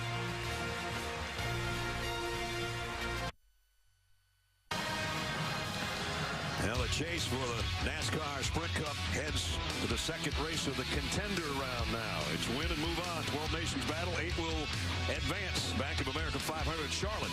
Coming up tonight, 7 Eastern, 4 Pacific on ABC. We got a NASCAR race going on here in the football game. 24-17. TCU under Gary Patterson, when they lead at the half, they almost never lose. I don't know if they'll have the lead or not because there's still plenty of time left for Baylor's offense to work, and they still have all their timeouts remaining. I think in a perfect world it would be 24-24 at halftime. You and I can go have a hot dog. We'll come back and do this again. That's what TCU and Oklahoma were at halftime last week, 24-24.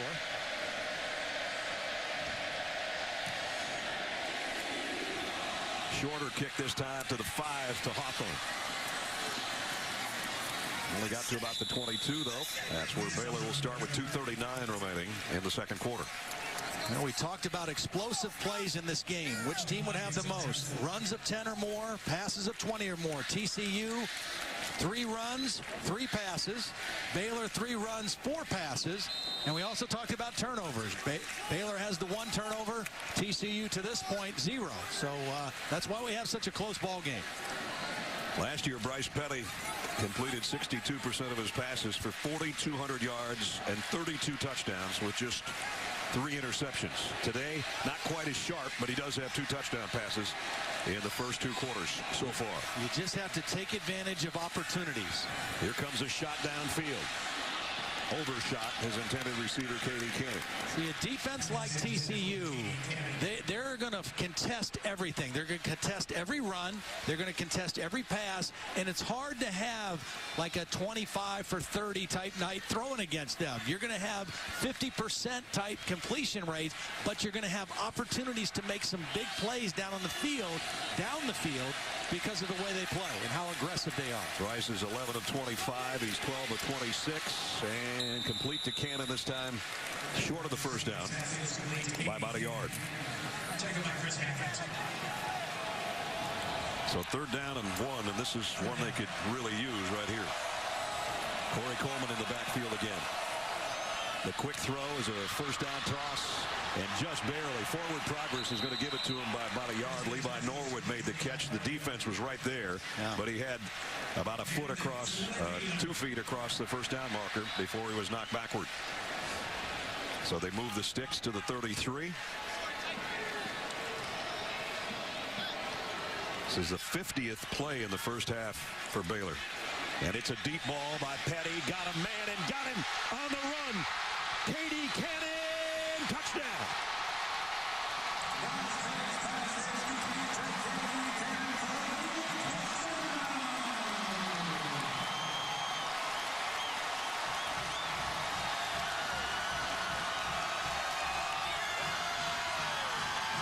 We're an extra point away from 24-24.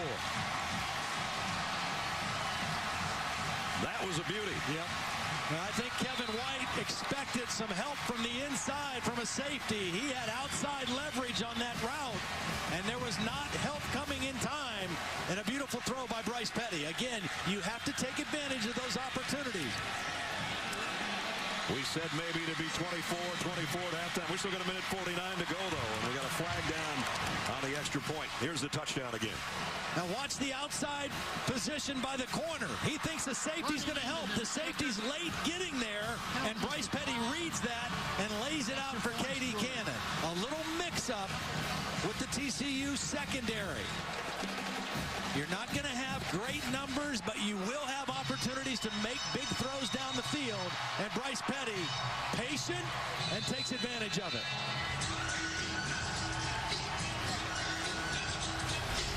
You think you're going to take some long shots? Todd talked about this at the beginning of the game. Those are some long shots. Yeah, you have to have a mindset as a quarterback in a game like this and say, you know what, this defense is good. They're going to make some plays, but they're going to give us some chances to make some big ones too.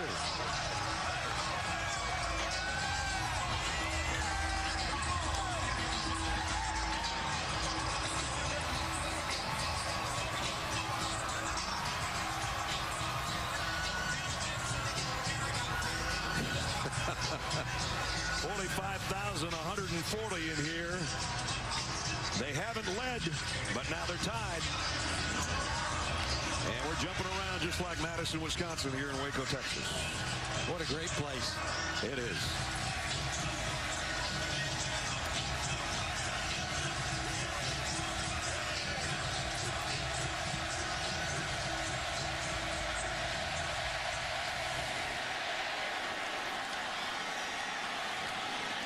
Catalan from the 6. BJ's got an opening. Kicker to beat. Catalan taking it coast to coast. Touchdown.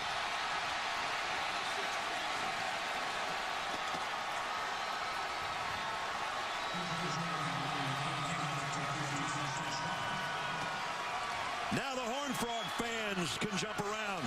They're back in front. 94 yards for the touchdown. Boy, just a breakdown in coverage for Baylor because nobody even got a glove on Catalan. You know, his 2 touchdown runs, he wasn't touched. Yeah, he wasn't touched on that one either.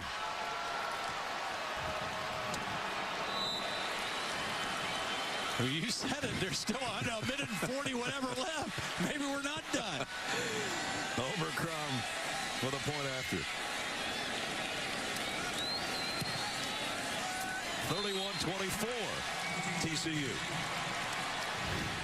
You got the crowd energized. You're right back in the game. You're thinking it's tied, but you don't cover the kick with discipline, and nobody even gets a hand on B.J. Catalan. Some good blocks, but that was easy, just like his 2 touchdown runs were. Again, the only guy that even got a glove on him was the kicker, and that was all she wrote.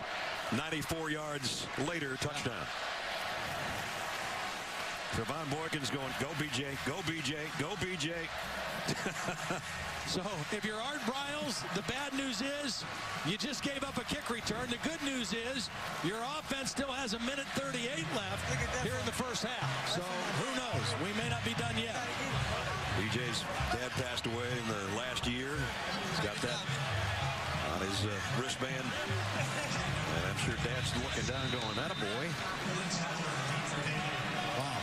What a first half. Jeez. I guess.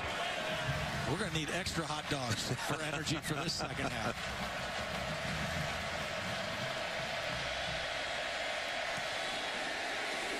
Overcome. This one's deep.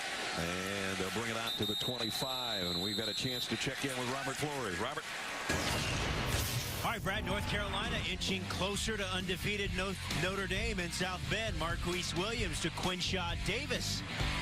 Brings the Heels within 2 at the half. Meantime, over on ESPN News, LeBron James and the Cavaliers facing the Miami Heat in Rio de Janeiro. LeBron James inside to Anderson Varejao. It's very early in the first quarter. 18-14 Cavs on ESPN News.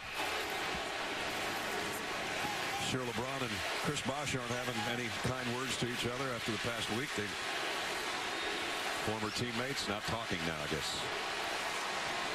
Here we go, minute 38. Don't go away. Baylor with all its timeouts. Petty. Gonna go down. Sacked by Paul Dawson. It was a delay rush by Paul Dawson. He didn't come right away, but when he saw the backs block, he came late on the pass rush and was able to get to Petty. Petty wanted to throw that ball early, and it was not open. So a loss of 5 on the sack, 2nd and 15. 3-man rush, Petty the quick slant, and that one, again, a beautiful open field tackle, and that's Marcus Mallett, the middle linebacker. Boy, Paul Dawson and Marcus Mallett, the 2 inside linebackers for this defense, have played outstanding, not just today, all season so far. They've really given outstanding leadership. Dawson was a wide receiver in high school and now is an inside linebacker for this TCU defense. Baylor's got all his timeouts remaining, and I don't think they're going to use one unless they get a first down. And they didn't get it there. Is that Goodley running? Yeah, Goodley is the tailback that time. Timeout. TCU. That's their first. It's 30 seconds in length. So timeout taken by TCU. Paul Dawson. 6'2", just talking about him. 230-pounder out of Dallas. High school wide receiver. Went to junior college. Converted to a linebacker. Very active guy playing at a very high level this year. He's one of our impact players. He's making an impact. Last week he did too. He had 11 tackles and a 41-yard interception return for a touchdown. That made him the Big 12 defensive player of the week coming into this game. And he looked like a wide receiver on that interception. That was a beautiful play that he made last week. Timed his jump, caught it right at the line of scrimmage, didn't bobble it at all, and ran it into the end zone from 41 yards out. So Baylor forced to punt. Eccles Looper waiting on the kick from Spencer Roth.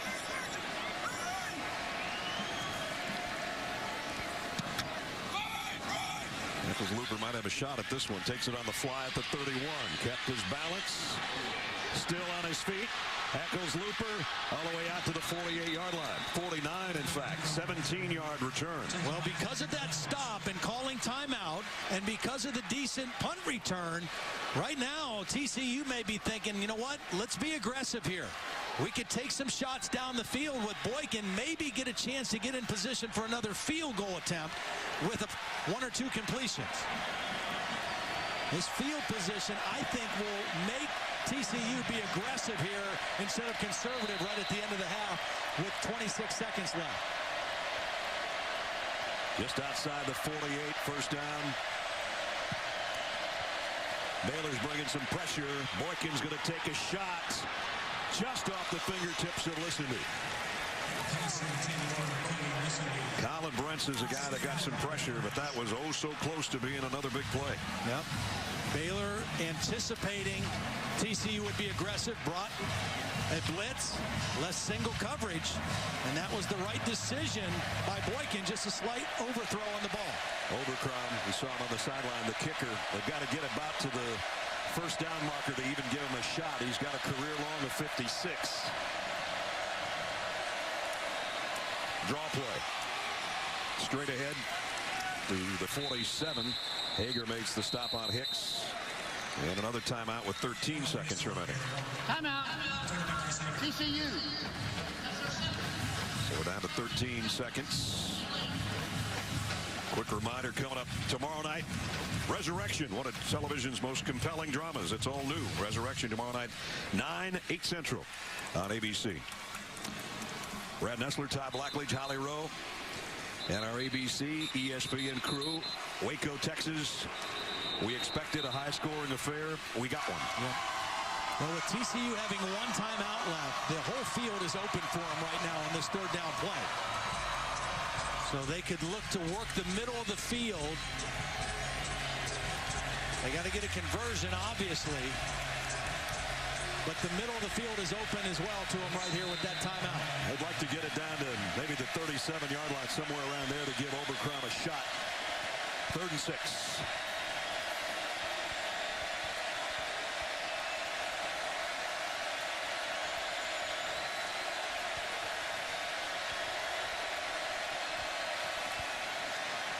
Boykin deep drop, deep middle, off the fingertips of Slanina. Incomplete. Pass intended for Tommy Slanina. Well, now you do one of two things on 4th down with 8 seconds left. You either punt it or you just throw one to the end zone. And it looks like they're going to punt the football away. Yep.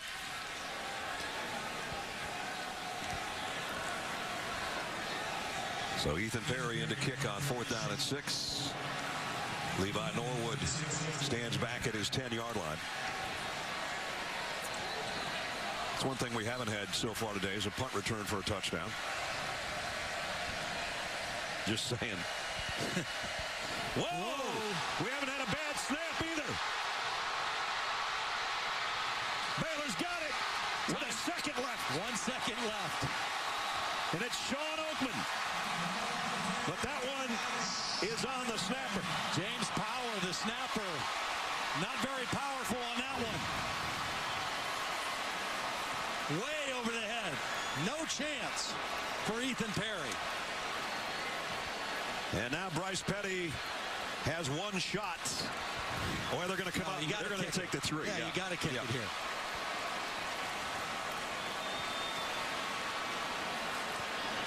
Although Callahan hasn't been Mr. Dependable from field goal territory this year so far. This will be a 24-yarder. He made a 22-yarder earlier.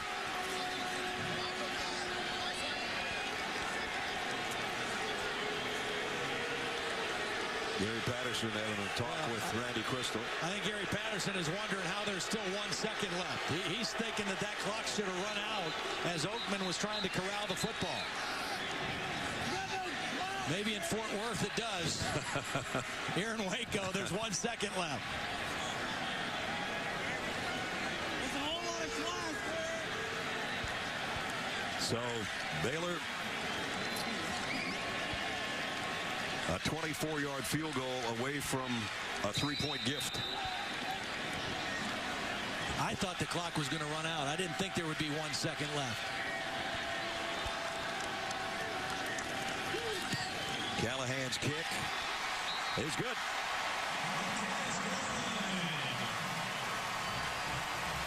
They do get the 3-point gift as the half comes to a close.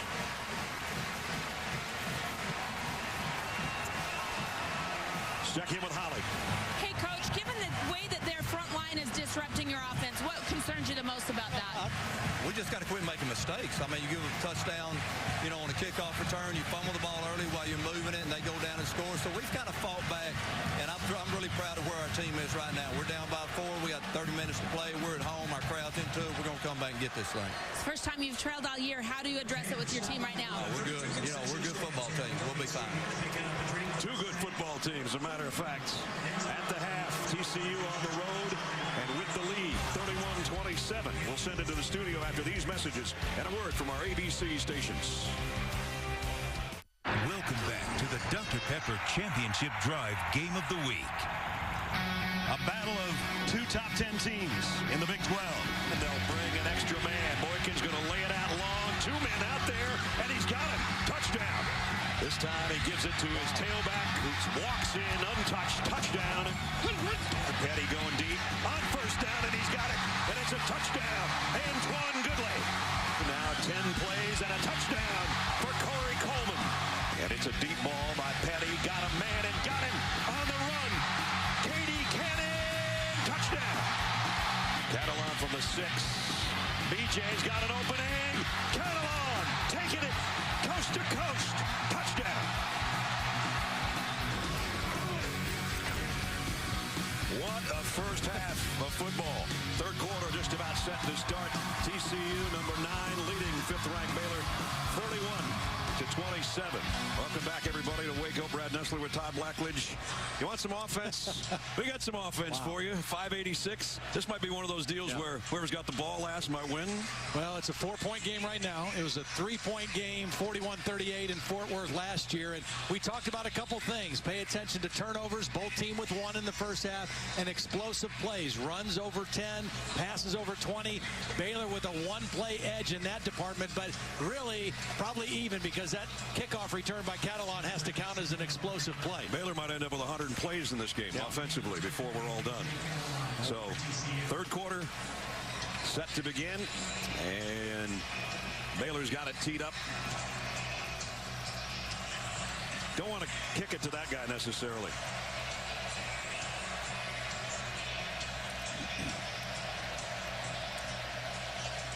Deontay Gray along with Catalan back at the goal line. They're going to pooch kick, and fair catch taken at the 33-yard line. They didn't want to get it in the hands of Catalan again as we check in with Holly. Gary Patterson of TCU was having a heated conversation with the officials just before the half. I asked him what he said to the officials, and he said, I think there should be no time left on the clock. When I asked what the officials said back, they said there's 1 second left on the clock. So Gary Patterson, very politically correct with me. He does not want to get fined, but he thought that time ran out there at the end of the first half. I also asked him about their offense, how they're airing it out tonight, taking those big plays when they can get them, and he said, Holly, that's who we are now. That's what we do. That is what they do now with the 2 new coordinators offensively. There's what Trevon Boykin did in the first half. Did a lot with his legs as well. Empty backfield. Quick throws, complete, and it's going to be close to a first down to Slanina. You know, and I understand not wanting to kick to Catalan, but that short kick gives them excellent starting field position on the first possession of the third quarter. An aggressive play call on first down, and now they're out beyond the 40.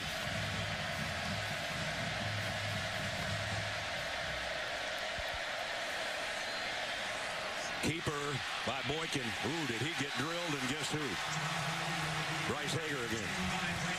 Boy, you talk about fundamental tackling. That's the kind that would make Chris Spielman smile when you run through the man, not to the man, but through the man. Pick up of a couple will be second down at 8. 3 receivers to the top of your screen for Boykin. Second down has been the blitz down for Baylor so far in this game. It is again. Quick slant. Back to the left side for the first down toss to Listenby. Pick up of 15. Boy, what a route by Listenby. Really stuck that left foot in the ground. Made it look like he was going outside, and a sharp cut back to the inside to get separation for the first down. As Todd said, we're a minute into the quarter, and TCU's in Baylor territory. Short kick, couple of first downs. First down at the 41. Boykin going deep, right sideline. Man makes an adjustment. Dotson pulls it in. This is going to be offense. This is going to be offensive pass interference, I think. This was a severely underthrown ball. I mean, you know, there's one thing to throw a back shoulder throw. This was severely underthrown by Boykin. Pass interference. Offense. Number 9. Be a 15-yard penalty. First down. Reed is in coverage, number 9, and he's in good position, and Dotson sees how far it's underthrown. A little bit of a push-off, wasn't much, but enough to draw the flag. Had that left hand on him. I don't know. I don't either. They're not in Baylor territory anymore with the penalty. Back at the 44-yard line. First and 25.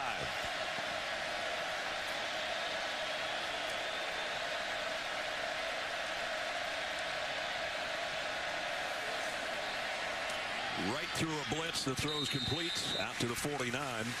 Pick up a 5. Right in the face of Colin Brents, who was coming off that corner, and Boykin threw it right past his ear.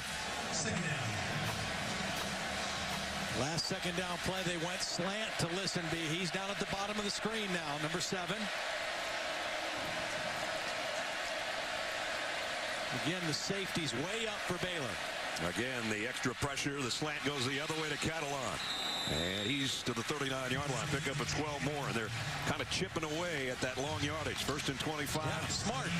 Don't try to get it all back in one play. Take 2 plays to get yourself into a makeable third down at third down and 8. They've had a bunch of 3rd and 8s and 10s today. They've got another one here. Empty backfield. They might take a shot at Listenby here.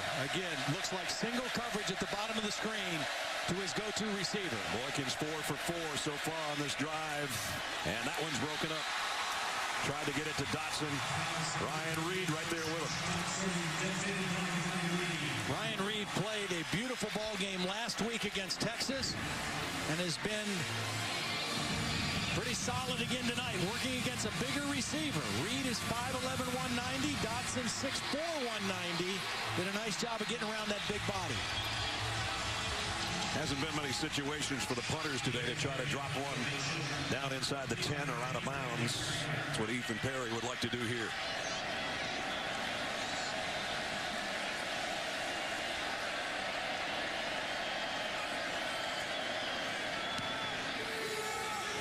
This one should bounce backward.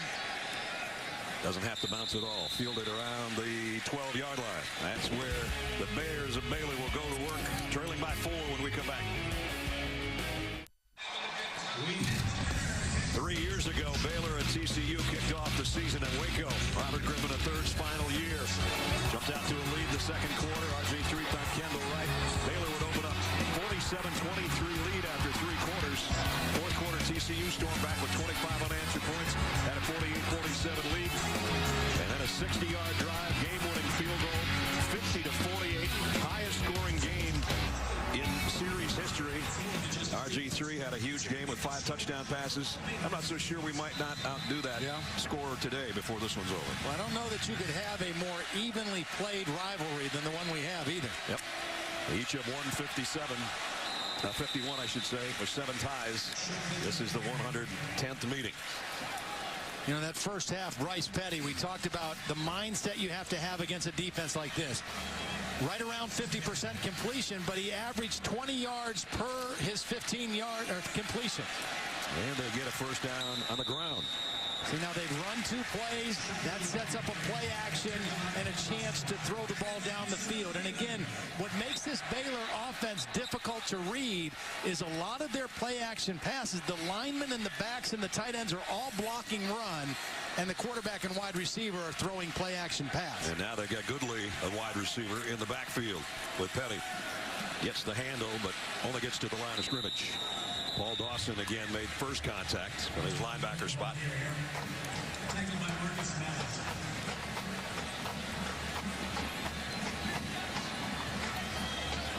brings up 2nd down and 10.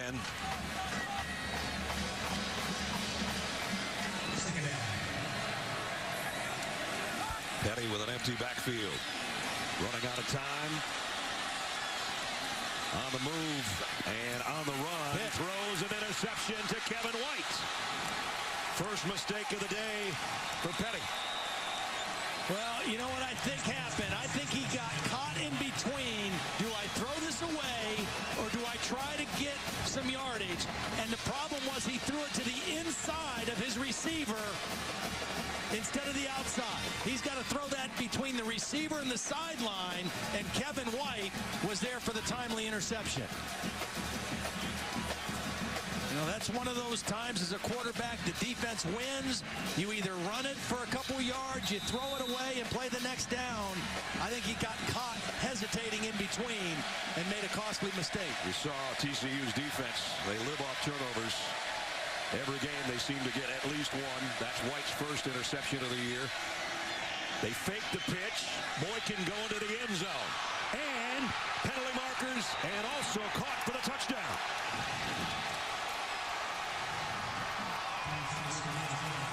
David Porter made an acrobatic catch at the end of a 23-yard pass.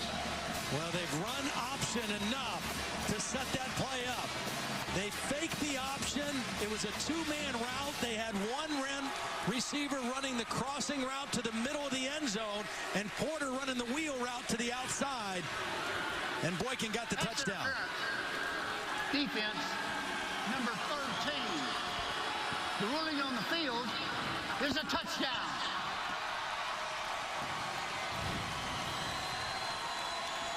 Nice play fake off the option. Two-man route. And the ball put in a position to the outside where Porter can make a play on it. Now he caught it, but was a foot down when he caught the football. Yep, there it is. It's under review. He got that left foot down. No bobble of the football. A nice throw to the outside away from the defender. Bill, what do you think about that call? You think he was bobbling it, or do you have control? That view we saw looked like we had a potential bobble as he was going to the ground. He landed out of bounds then. So if that's determined, he didn't have control, finished the process of the catch. Right in there, but it looks, from that angle, it looks like he secured the ball. Well, I don't know if it's enough to change it. The left foot landed, but he was still trying to capture it at that point. You see the side judge right there with the flag on the pass interference. So it's either going to be a touchdown or a first down, either way.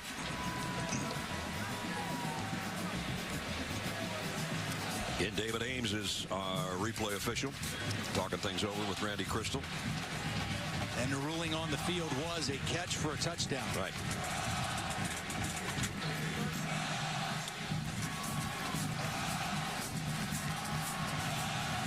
Again, if it's a touchdown, it'll be Boykin's second of the day. Love the play call. Off of the turnover. An aggressive play that they had not shown. They showed enough option in the first half to set that play up. And they got what they wanted on the play action pass. Talk about quick points off turnovers. That would be an 8-second touchdown difference after the pick by White.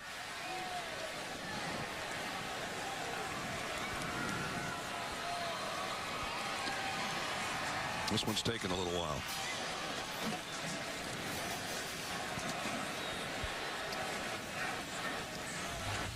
Both sidelines anxiously awaiting the outcome of the replay review.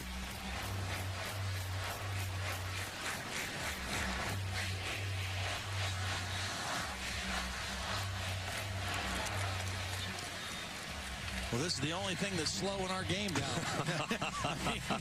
Because these two teams aren't playing slow, that's for sure.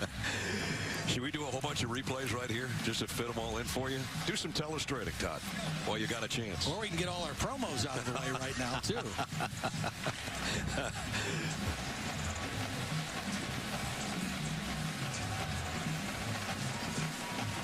But this is a big call. There's no question about it. And we're finally going to get it here.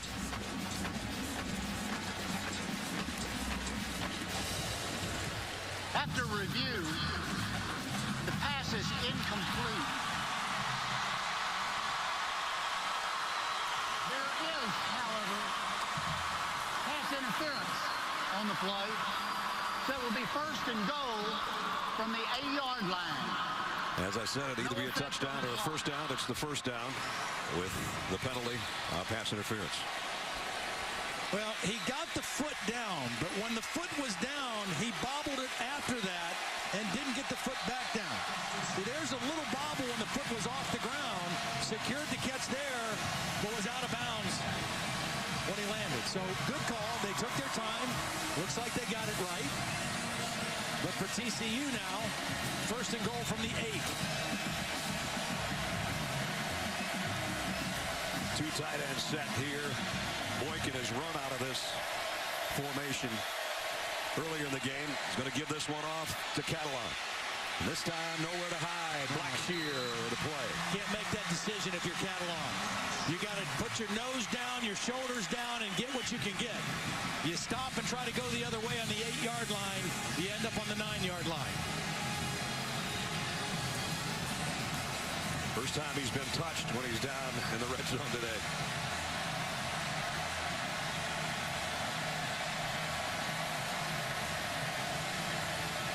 Second down and goal.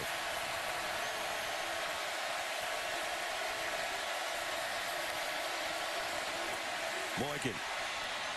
The corner of the end zone knocked away by Terrell Burt, who was called for the pass interference, and now he comes up with a really nice play. Went for the same guy, David Porter in the corner. Pretty well thrown ball, and Burt does a nice job reading the eyes of the receiver and getting his hand out there to knock the football away.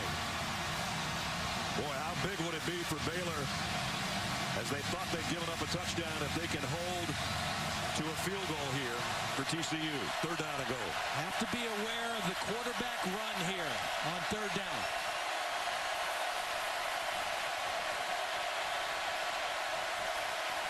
Boykin, the fade to the corner again. And this one, another flag flies in. We'll have another pass interference. This one on Ryan Reed. I don't think he knows it yet. Now he does. Well, they just keep testing you. You know, that's the thing with both of these offenses. When you get up and play tight coverage, they are going to continue to test you with throws down the field. Pass interference, defense number 9. The foul occurred in the end zone. The ball will be placed on the 2-yard line. First and goal. Got his hands on him, pushing, not playing the ball. Never turned around to look either. I mean, it's just too much contact and an easy call to make. First and goal at the 2. Catalan in the backfield with Boykin. Already has a couple on the ground today. This time Boykin keeps it, and he loses a yard. Taylor Young, the first guy to make contact, and then he got help from his friends. You can see why Phil Bennett's excited about this redshirt freshman. Not the biggest guy in the world. They list him at 5'10", probably not 225-pounder, but he's a football player. Second down and goal now at the 3.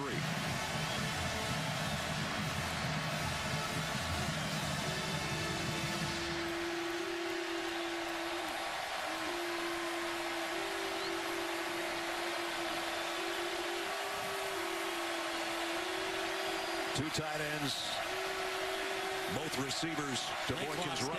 They're not going to get the play off.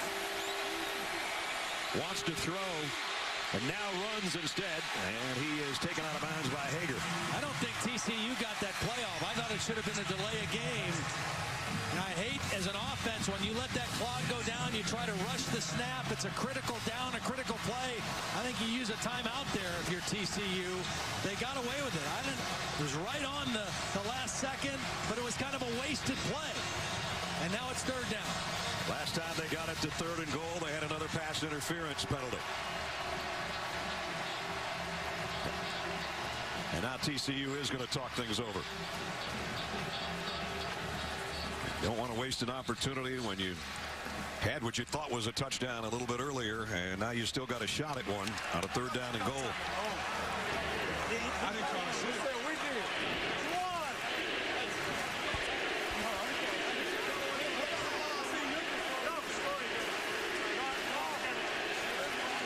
So one more stop by Phil Bennett would force a field goal, we think.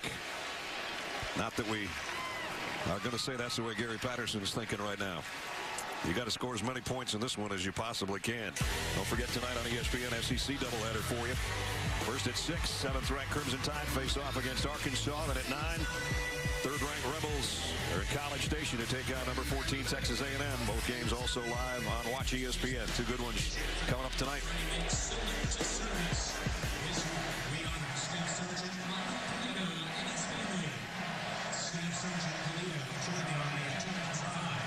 TCU by 4 here in the 3rd quarter, and a 3rd down and goal at the 3-yard line upcoming.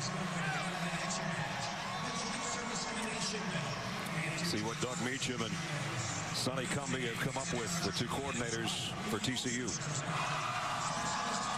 Doug Meacham was the offensive coordinator at Houston last year. Was at Oklahoma State for several years before that. Former offensive lineman at Oklahoma State. Sonny Cumbie came from Texas Tech, a former quarterback there who was actually recruited to Texas Tech by Art Briles. Yeah. So, you know, in this conference, everybody is kind of doing the same kind of thing offensively. They all are playing this spread-type offense, no huddle, up-tempo. And I don't think there's a whole lot of secrets left anymore in the Big 12.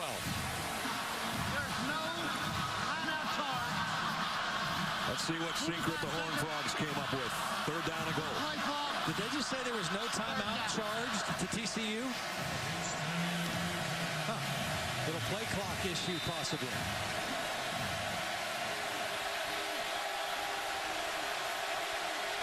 Boykin, again the fade. This one he overshot everybody and there are no flags. Yeah. You know, when you throw that fade to the short side of the field, it's just not very much room. And that time, Boykin, just too much strength on the throw, and it wasn't even catchable. Wasn't even a position for Dotson to make a play on the ball. So a great stop for the Baylor defense. I said earlier, after that replay, they take away a touchdown. They had 1st and goal twice, and now they're going to have to settle for a field goal. Not what they were looking for. And again, the difference in this Baylor team the last year and a half is the way their defense has come alive. Overcrown, kind of a wicked angle, but the kick is up from 20 yards and good. Kick is good. So again, it's back to a touchdown lead. TCU 34-27. ESPN College Football on ABC. Brought to you by Goodyear. Tires chosen by experts for superior performance. Goodyear, more driven. And Dr. Pepper, always one of a kind. Some Dr. Pepper floats. Looks good. Yeah. So a 20-yard field goal has stretched the lead back to 34-27 TCU.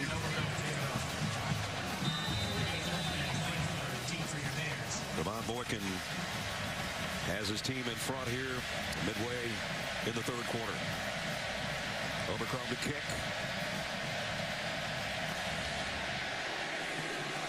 Corey Coleman will field this one about a yard deep. And he's coming at you. Cut down as he got out around the 30-yard line. Well, you got to really credit Phil Bennett's defense on that last possession. After the turnover, the interception, the apparent touchdown, they hold serve, really, even though they give up the field goal, to keep this as a one-score game, a touchdown difference. That was a huge defensive possession for Baylor. First down at the 31 for the Bears. About a 2-yard, 3-yard pickup for Shock Linwood.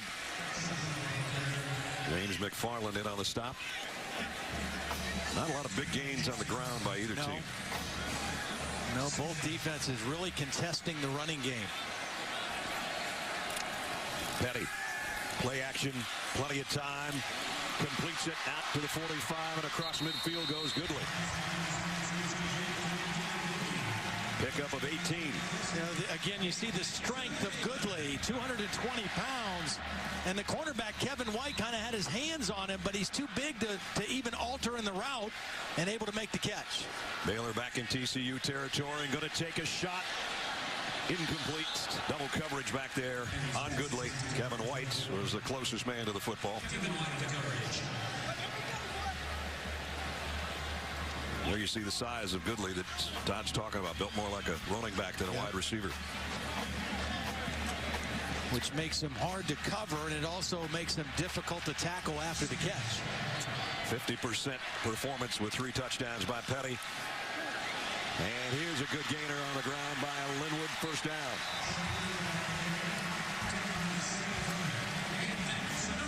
About the best run that Linwood's had today.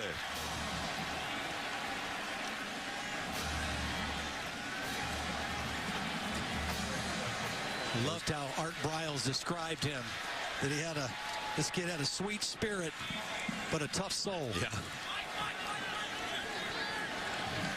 First down at the 37. And again, Linwood showing a little bit of soul there, spinning all the way down to the 22-yard line. 16 more yards, so back-to-back runs by Linwood. And Baylor's down close to the red zone again. Nice job by the right tackle, Troy Baker. They run that little power play where they block down and pull the backside tackle. And this time Linwood takes himself down. Still got about 4 out of it, and he needs a breather. But see, the beauty of it for Baylor, if you run a few plays with some success, then that sets up their play action that looks just like the run because the line blocks run. Petty, quick throw. Only about a 2-yard gain by Clay Fuller on the receiving end of that one. And again, Kevin White made the tackle. Yeah, and that was Goodley's fault. You know, the other receiver that's out there, that's his responsibility to block the first guy. And Kevin White read it quickly and kind of surprised Goodley. I think this is 2-down territory for Baylor. Trailing by a touchdown. 3rd down at 4. Have to get to the 12-yard line for the first down. And again, his 3rd down passing is about what his overall day has been, 50%. This one's in and out of the hands of Goodley, and it was Paul Dawson, the linebacker. Goodley's looking for a flag and didn't get one. Now we'll see if it's 4-down territory. Looks like it. 4th down and 4. A lot of times they like to throw quickly to Norwood, who's in the slot at the top, number 42, on these short 4th down plays. They could throw it to him right now. They're going to keep it on the ground, and they got it. Needed 4, they got almost 6. Chafin with a first down run. Boy, nice job blocking by the left tackle. Their main guy, Spencer Durango, pulled around, got the key block to secure that first down. They can get a first down inside the 1. Chafin again, and he's dragging guys down to the 6, close to the 5, in fact. Art Briles leaning on that big offensive line on this drive right now. Kyle Fuller, the center. Blake Muir, the left guard. Chafin again stood up at the 5, but he again falls forward inside the 4. James McFarland and Marcus Mallett in on the tackle. Big 3rd down, biggest of the day for Baylor and for the TCU defense as well. You can see the yellow line, that's the first down marker, so they can get a first down at about the 2-foot line. 12th play of the drive. And this time Petty keeps it and then lobs it to nobody. Yep. He had it. He just wasn't able to make an accurate throw. That's one of those deals where it's a zone read, but instead of it being a quarterback keep, it's a quarterback pass if that cornerback comes up. And Bryce Petty knows he let one get away there because the corner came up to stop the quarterback run. He had Goodley standing by himself in the end zone, but he just threw it over his head. And they want the sure 3 here. Not going to go on another 4th down. They'll bring out Chris Callahan. 2 for 2 today. 22 and 29. This will be a 20-yard attempt.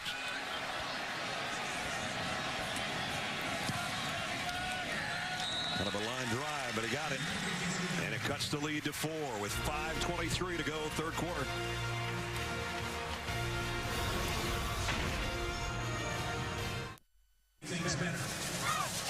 Welcome back to the Dr. Pepper Championship Drive game of the week. A good one, 34-30 TCU. Oh, look at that last stop. And this is kind of a triple option for Baylor. Here's the first read. To either give it to the back. The second read is the quarterback run. The third read is if the corner comes off the receiver, Bryce Petty can throw it. They took the first two away. They gave him the third, but Bryce Petty just not able to make that completion, or it would have been a touchdown. Let's check in with Holly. As soon as the ball sailed out of bounds, you could see Bryce Petty just hang his head. He kind of moved his wrist around like, oh, I overthrew it, I overthrew it. He came to the sideline, he's sick. But Art Briles, who's not a man of many words, came over, patted his quarterback on the head, hugged him a little bit, said, don't worry about it, move on. Bryce Petty's got to move on and forget that last play. Kickoff short to the 14.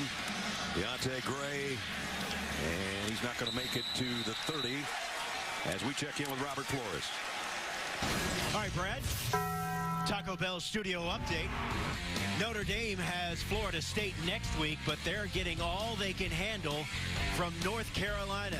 Deshaun Davis to Marquise Williams. Trickeration works in South Bend, and the Heels have a 1-point lead against Notre Dame. Coming up tonight on ABC, Dale Earnhardt Jr., who celebrated his 40th birthday yesterday, racing in Charlotte. Bank of America 500. All right, Robert, thanks. Now, I think if you're TCU, you got to find a way to get Listenby back involved in your offense. He's been your big play guy. He's been a little quiet here of late. Backfield is empty. The throw is quick, and it's to Slanina, and he finally gets wrestled down at around the 37-yard line. Second down. 5 minutes remaining in the third quarter. Very big offensive line for TCU. Doing a nice job of protecting Boykin in the passing game today. Set to pass again. Now he'll run. Didn't get the first down. Got close.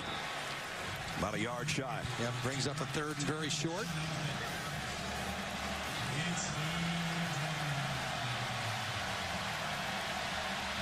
Two-back formation on this third down and short. Aaron Green in there with Catalan.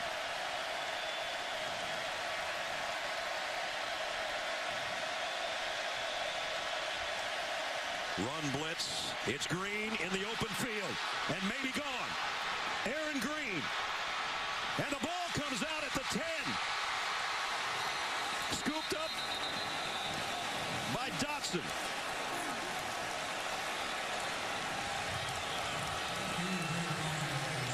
Well, you called it. The run blitz took away the second level of defense. And Aaron Green, he just lost it himself. Ryan Reed was in pursuit. And Dotson there to recover. A great call on third and short. Well executed. Vaitai with the big block on Taylor Young. And once again now, TCU first and goal. At the 2. 58-yard run. Travoris Johnson now in the backfield after that long run by Green.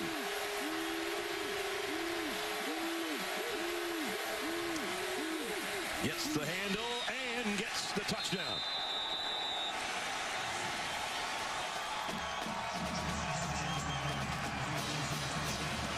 Two-yard touchdown by Johnson. Got a little melee going on after the play. Nice double team by the center, Joey Hunt, and the left guard, Jamel Naff. Good cutoff block on the backside by Buck Jones, the tight end, number 80. You know, they put Johnson in for that short yardage play. He's a 221-pound back. Number 75, defense. The penalty will be enforced on the ensuing kickoff. Andrew Billings. Yeah, that's twice now we've seen that. A penalty against Baylor's defense that was enforced on the ensuing kickoff.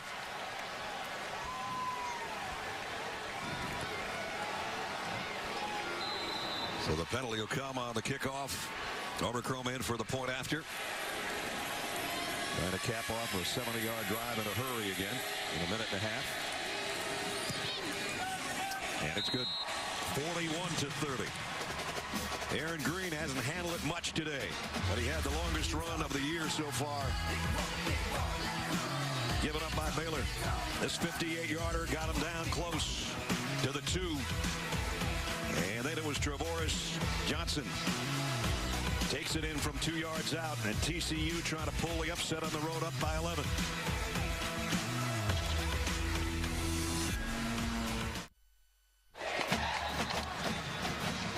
(41-30) TCU. And now Baylor's going to have to answer on this drive, down 2 scores here. And again, the kickoff's going to come from midfield. Billings with that unsportsmanlike, he can't afford to get another one or he will be sitting out the rest of the game.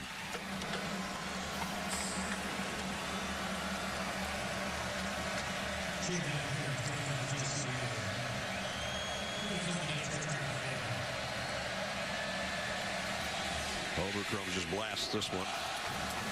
And no return. They'll bring it out to the 25. Let's take a look at our Pacific Life game summary. Bryce Petty, about a 500 day, but some long balls involved in there. 3 touchdown passes on the afternoon. Devon Boykin, this long ball, kind of a gift there with 2 guys in the same spot. E.J. Catalon, big game, 2 touchdowns on the ground, and a 94-yard kickoff return for a touchdown. So that's where we stand. A lot of offense and a lot of time left for this group. We said that Robert Griffin, the 3rd game back in 2011, was the highest scoring one in the series. We still got a lot of points, I think, before this one's over.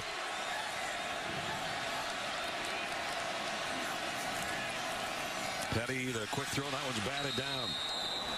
Tuaua has had a good game today, had a sack earlier.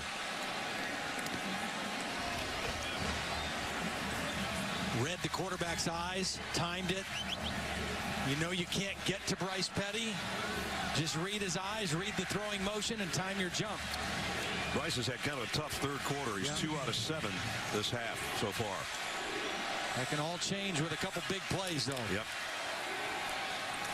That time he got the pass complete to Cannon, who's run out of bounds, but only about a 3-yard gain, and it'll bring up 3rd down. I think they need to try to go to some kind of a double move. Maybe not on this 3rd down play, but if they convert here, TCU very aggressive on defense. They jump on those first moves. They might spring a big one off a double move if they go to it. 770 yards now. There's the long ball, and through the hands of Coleman. Maybe getting a hand on it was O'Mealy. Yeah, really nice play by O'Mealy. He's underneath coverage. Watch him get in the hip pocket, read the ball, and get that hand in there in front of the reception. Really well played. So that one could have been a big hitter, but nice play defensively will force a punt. 5th 3 and out by Baylor today. They don't have a lot of those. Usually. Credit TCU's defense.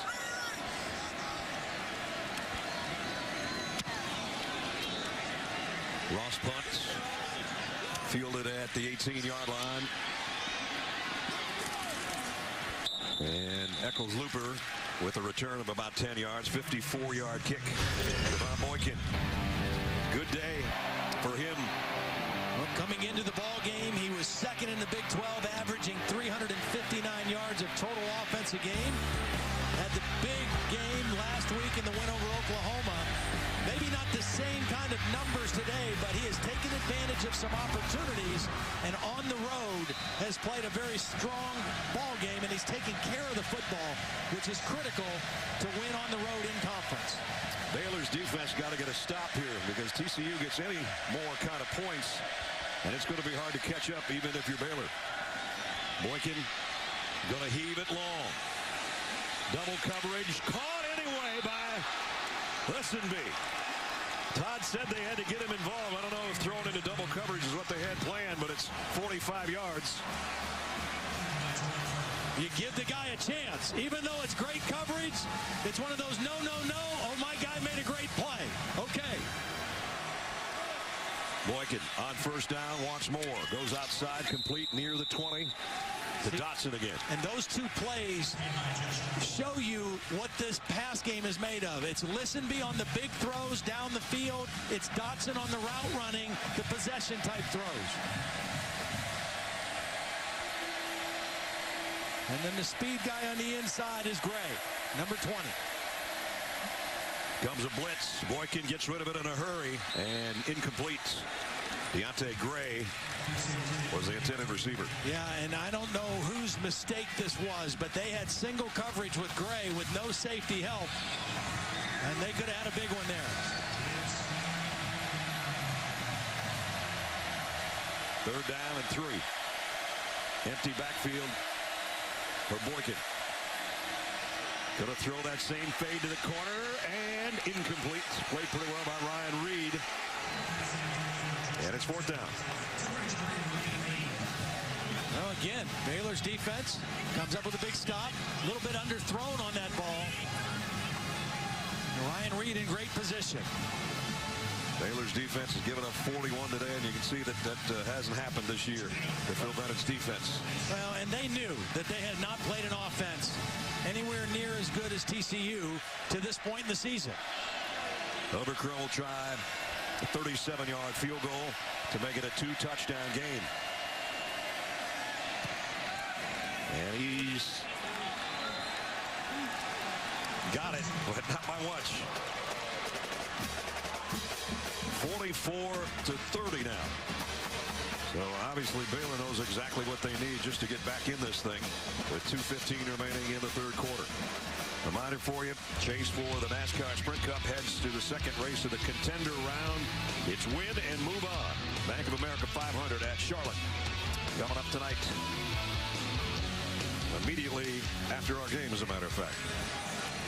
So a 52-yard drive in just 4 plays, and again, just 49 seconds is all it took. The one big pass play was Boykin to Listenby, a 45-yarder, and then they cap it off with a field goal.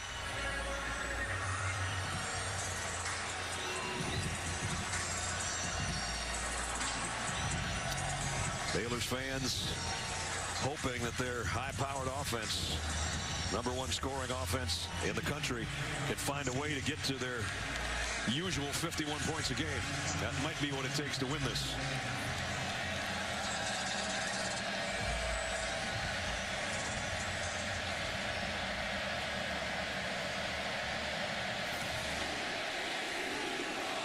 Kick will go to Coleman about a yard deep. Corey Coleman, he's got a little bit of an avenue. Oh, man, did he get tagged when he got to the 30-yard line, though. Well, Baylor's offense has had some opportunities for some big plays, and most of the time it's occurred when they've gotten the safeties to react to the run fake. That's opened up single coverage opportunities downfield for Bryce Petty. They're going to have to gain some ground here in the second half. Here again, you got the 3 receivers set, and watch the deeper coverage react and leave somebody single running down the field, and Bryce Petty making the right decision. I do think that TCU will stay aggressive defensively here as we get closer towards the fourth quarter, and Baylor will have some opportunities for some double moves against the safeties of TCU. Petty, play action. And the throw short of the first down, but complete to Goodley.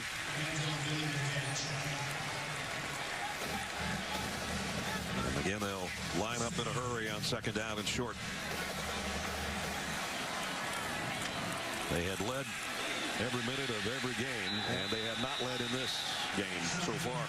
But in no way an insurmountable lead for Baylor. I mean, they're fine offensively. Get a first down conversion on the run there, out near midfield. A lot of options for Bryce Petty here. First down at the 41. Again, off play action, completes it again to Goodley, and he got 8 or 9. See, now Baylor tried to run a double move that time with KD Cannon, but Bryce Petty made the right decision because they covered Cannon, but they left Goodley open. First down run by Linwood into TCU territory.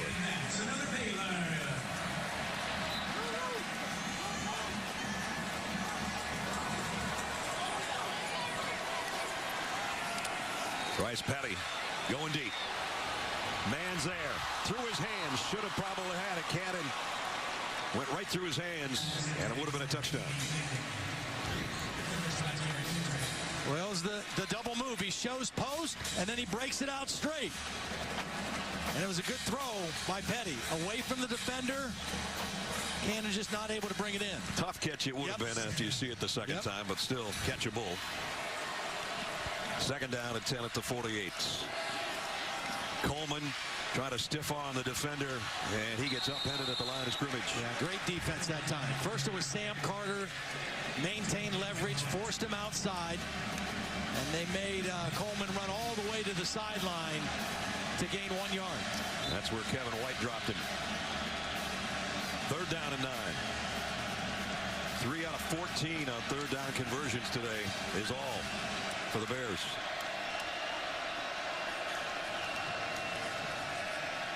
Petty fires long, man there, caught, touchdown.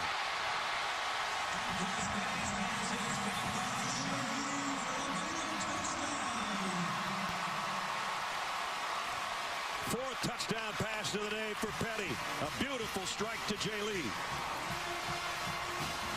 Well, credit the protection, too. Outstanding time for Bryce Petty to read that and let that play develop.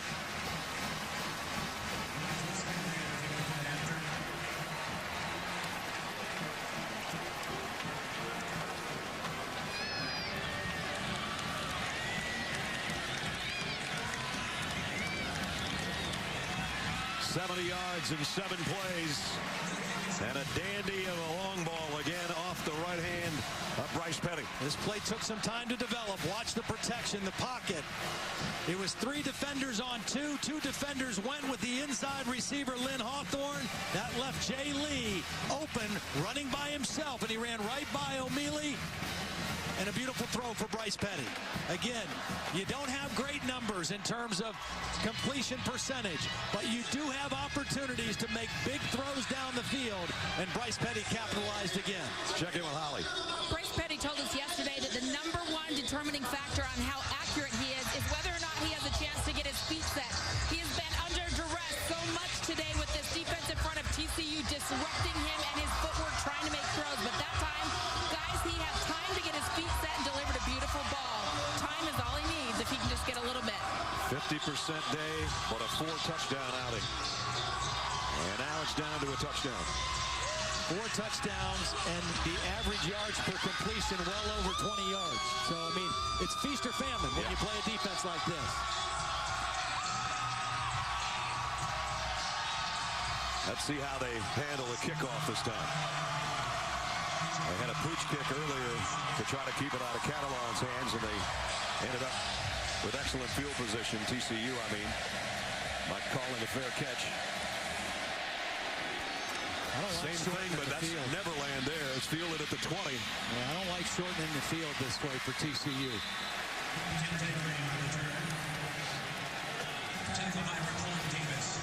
31 seconds remaining in the quarter. The way this thing's been going, Trevon Boykin might come out here and throw one about 60 yards on first down.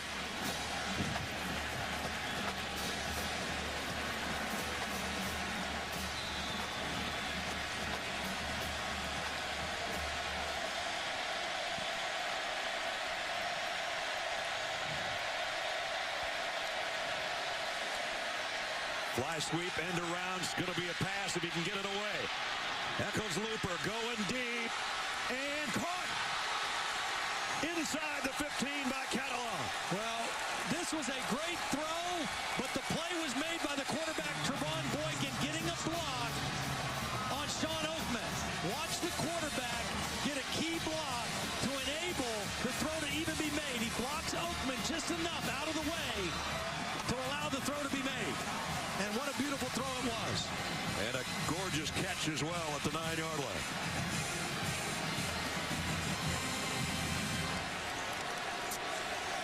As the quarter is going to wind down. And why not with a big play?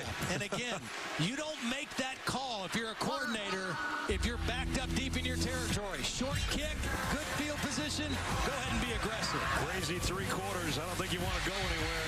This presentation of college football continues after this message and a word from our ABC stations.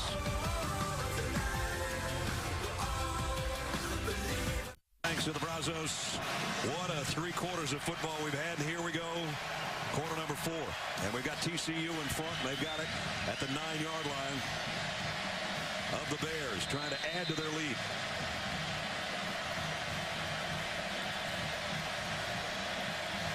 First and goal. Boykin wanted to throw the slant. Flushed out of the pocket now, and he'll run with it. Got a couple, and then he's taken out of bounds. A.J. Smith with a tackle. Good decision by Boykin. You know, he gave it as long as he could for the pass part of it to develop. It wasn't there. And so he does the smart thing, gain 4 or 5, and get out of bounds. We've had 961 yards of offense so far today. Second down and goal.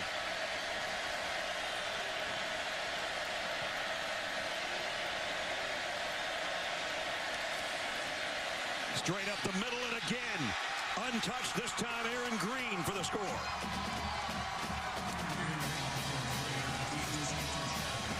Well, Bryce Hager has had a good ball game, but he ran himself right out of the play. Watch Hager right here. Just ran right outside the run. The motion took one guy out, and Hager took himself out in the course that he took to the backfield. And another easy run touchdown for TCU. And another short scoring drive in terms of time of possession. 1 minute and 6 seconds. Overcrome to try to make it 51-37. Does. And again, a 2-touchdown difference. Baylor's going to have to fight back again. First it was the long pass play that got him down. Close. Green took it 6 yards. Horned Frogs 51-37. Welcome to ESPN College Football on ABC.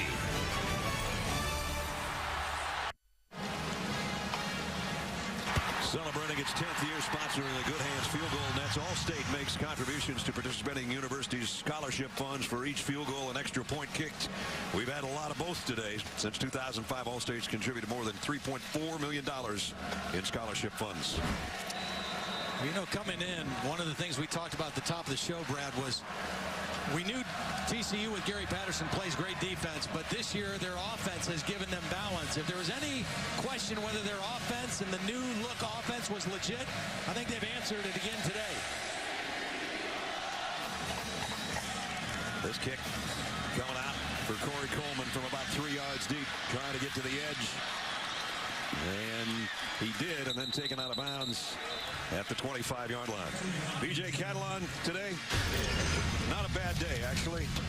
Got a couple of touchdowns on the ground. Wasn't even touched. Should take his lineman out for pizza or something. This long ball from Eccles Looper on the end-around option pass, and then a 94-yard kickoff return for a score as well. You know, he had a touchdown on the ground and one as a receiver last week against Oklahoma, and a 57-yard kickoff return. Today's even better.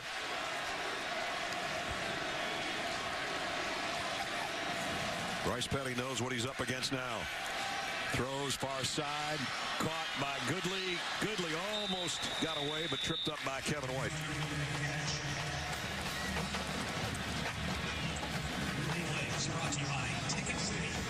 And now it's not any big secret that Baylor's got to throw and throw and throw some more. Well, the good thing for them is they're built for it. Yep. You know, their line is used to pass protecting. Play action, and Petty is nailed as he was trying to throw. Let's see, was it a fumble or was his arm going forward? That's going to be close. And he's slow getting up, too. You know, he injured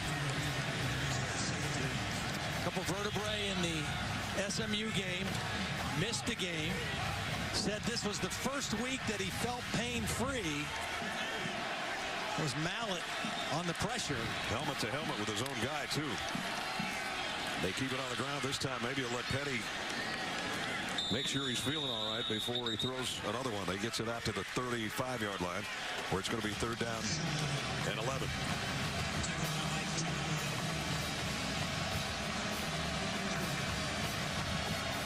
Four sacks today. That's a season high allowed. 3rd and 11, and whistle stop play here. False start. Wow. False start. Offense number 4. 5-yard penalty. 3rd down. Jay Lee, the false start, and he heads to the sideline. So 3rd and 11 was bad enough. It's 3rd and 16 now. 10 penalties again on Baylor this week after 10 in the Texas win last week. Changing up receivers. And Petty in an empty set. 3rd down and 16. He's got to get all the way out to the 46-yard line for a 1st down. Flushed out of the pocket. He ain't going to try to run for it. Got a long way to go. Where'd he go out? About a yard short. Yeah, looks to be a hair short.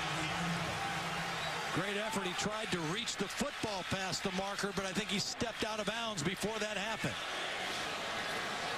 Yeah, they're going for it here on 4th and a yard.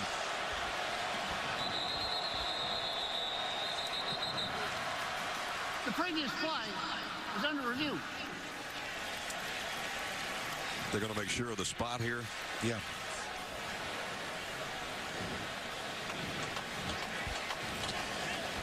Which this may play in TCU's favor, actually. See, he's trying to reach the ball past the marker, but I think he stepped out of bounds before the ball crossed the plane. Very close, though, and a tremendous effort by Bryce Petty. Knew what he needed, knew exactly where the mark was. I think they got it about right. I think it's in a pretty good spot.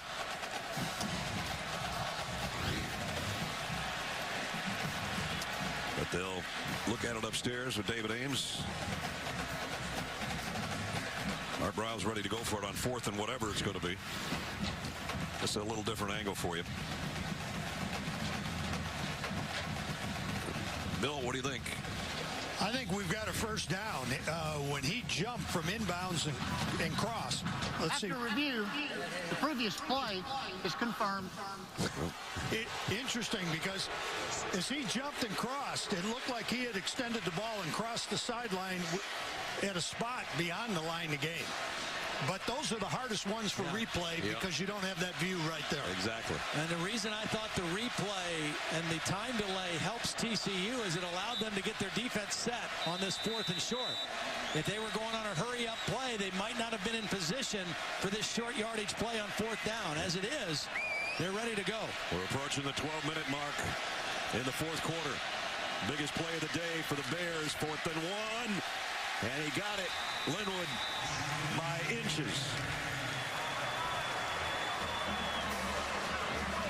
Well, I'll tell you, Paul Dawson timed his jump, came flying over the top, and if he would have been about 3 inches to the left, he would have stopped that play short of the 1st down, but he missed him by about 3 inches.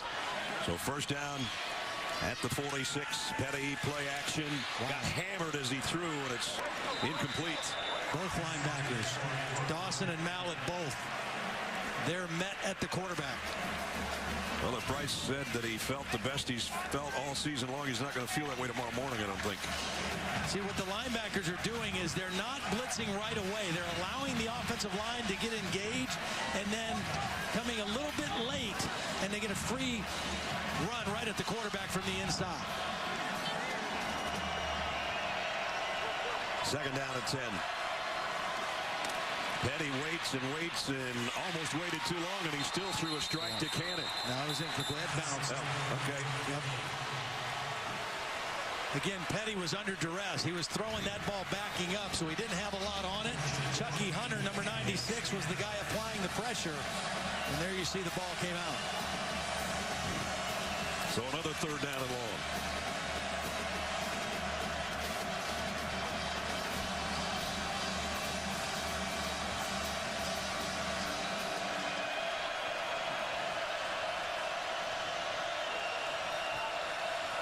Needs 10 and throws an interception. Marcus Mallett going the other way. TCU touchdown.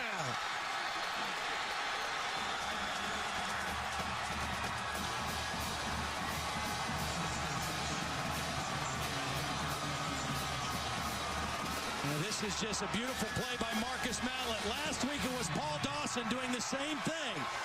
Watch Mallett right in the middle of the screen. Watch him just read the eyes of the quarterback and step right into the throwing lane. Bryce Petty didn't know he was there. He was looking at his receiver only.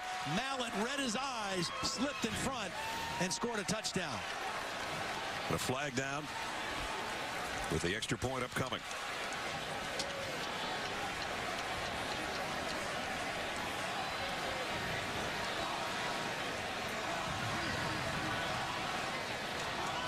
Second interception suffered by Bryce Petty today. And despite 4 touchdowns, now his team's going to be down by 3. And again, the problems on third down. 4 of 17 now for Baylor on third down. This TCU defense contests everything. And when they get a little bit of a lead like they had right now, that was a 3-man rush, a zone defense, and a beautiful zone drop and read by the middle linebacker, Marcus Mallett.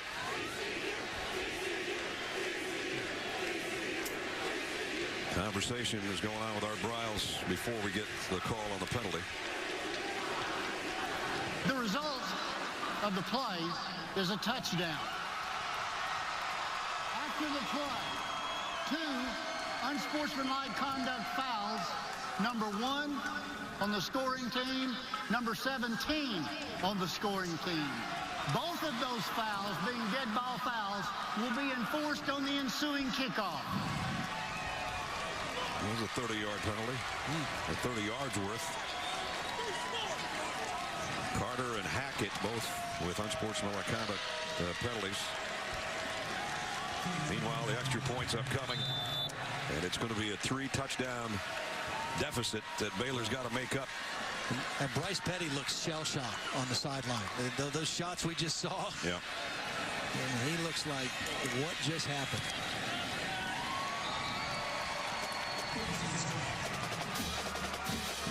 Knows what he needs to do now, and time is of the essence. 11:38 to play. 58-37 TCU.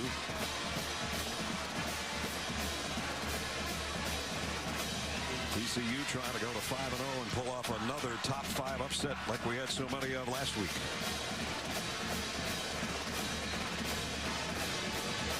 We welcome those of you that have been watching Michigan State and Purdue. Here it's 9th-ranked TCU with a 3-touchdown lead on number 5 Baylor. The wackiness of last Saturday is seeping right into Waco right now.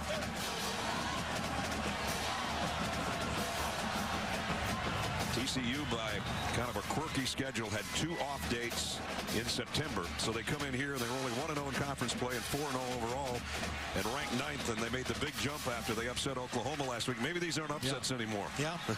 Well, I'm impressed with TCU. I mean, I knew they could play defense. They had 9 starters back from a good defense of a year ago. But they're the most improved offense in college football this year. And Trevon Boykin playing at a very high level. This is a team, their 3rd year in the Big 12, is wanting to be recognized, and the change in their offense is the key to the team. They've done it just about every way they can today. 5 touchdowns with their offense, 1 with their defense that you just saw, and the interception return, and then a 94-yard kickoff return. So the special teams, the defense, offense, everybody scoring. Kickoff comes from the 10. It's going to give Baylor great field position once they field this. They'll be at midfield or better. It'll be better. 45, almost a 44-yard line.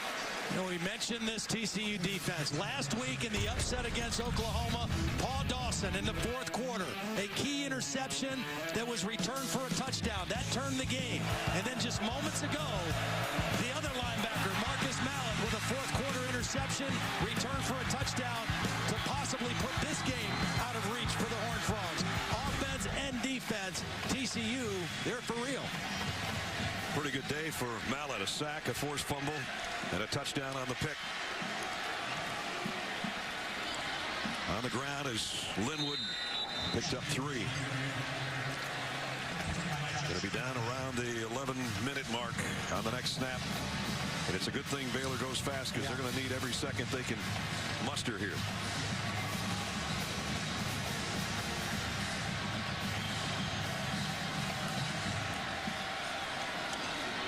This is going to be a first down and then some. Linwood taken down in the open field by Hackett, but he picks up 14.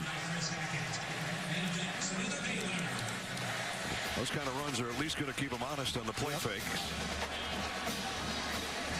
First down at the 28. And now we are at the 11-minute mark. Straight up the middle again. And same result. No, bigger than that. First and goal. Well, Baylor's showing a lot of fight here. TCU expecting a throw-only possession. And Baylor coming out running the football. Chafin now checks into the backfield. First down at the 7. He gets the call. He walks in. Touchdown.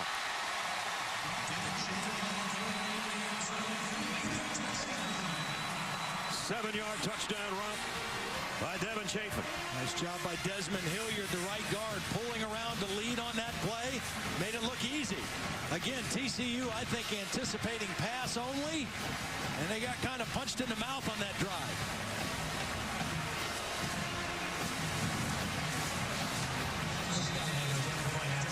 Trying to get it back to 2 touchdowns. Callahan's extra points. Up and good. Well, when they needed some shock value, they got it from Shock Linwood. And then Chafin did the rest from 7 yards out. 58-44.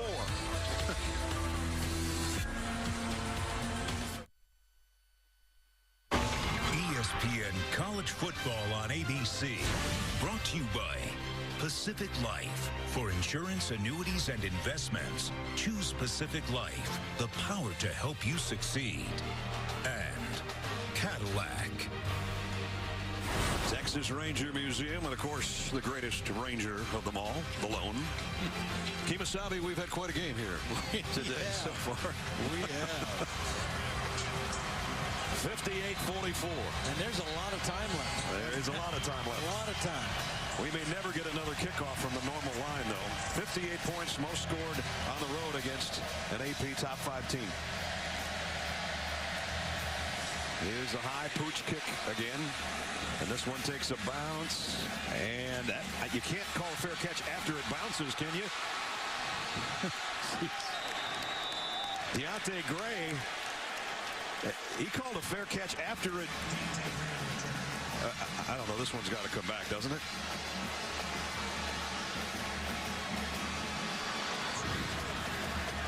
The previous play is under review. Well, he did try to call a fair catch, but it was after the ball had bounced. Bill, what do you think about this one? What do they do with that, Bill? Well, you're right. The ball already bounced, so he doesn't get entitlement to a fair catch. Right. But if he gives that signal or any signal other than shade in his eyes, that ball's should become dead at the spot he possessed it. Well, not only did he give the signal, he stopped. I mean, he caught the ball and stopped, and then he took off again, thinking, I don't know if I get to do this or not. But I'm going to try it. He probably didn't hear a whistle, so he said, hey, let's go.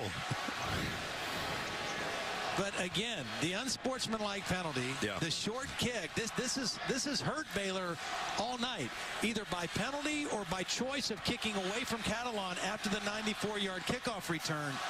They have given a shorter field to TCU for most of this football game by choice or by the fact of penalty. And we may not have said it because we had already been to the commercial break.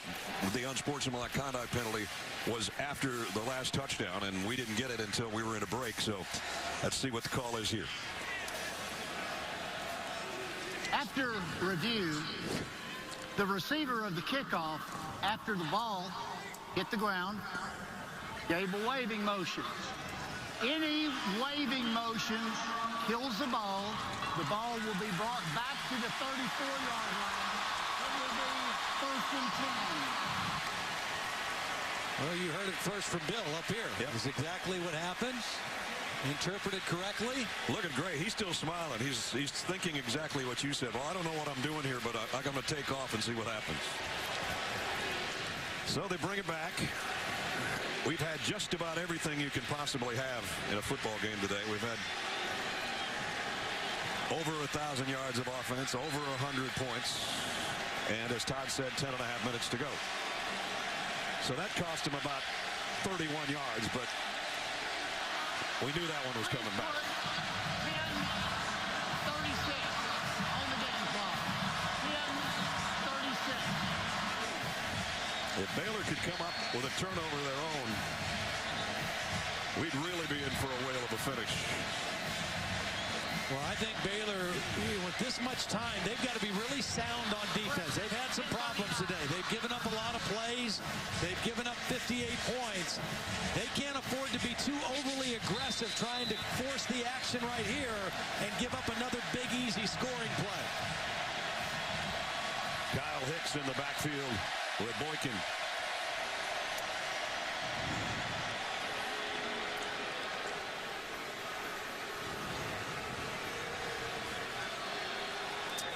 Crowd takes a breather before they'll get noisy here again in a moment.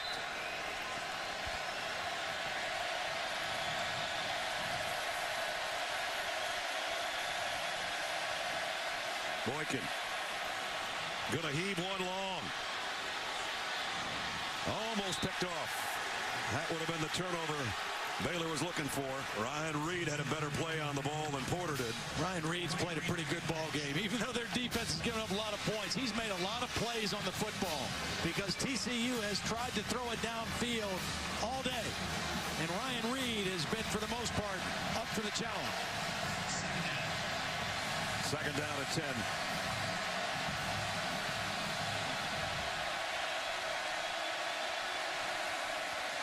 Option to Hicks. Hicks with a stiff arm. Nice run. Run out of bounds in front of the Baylor bench. Picked up about 4.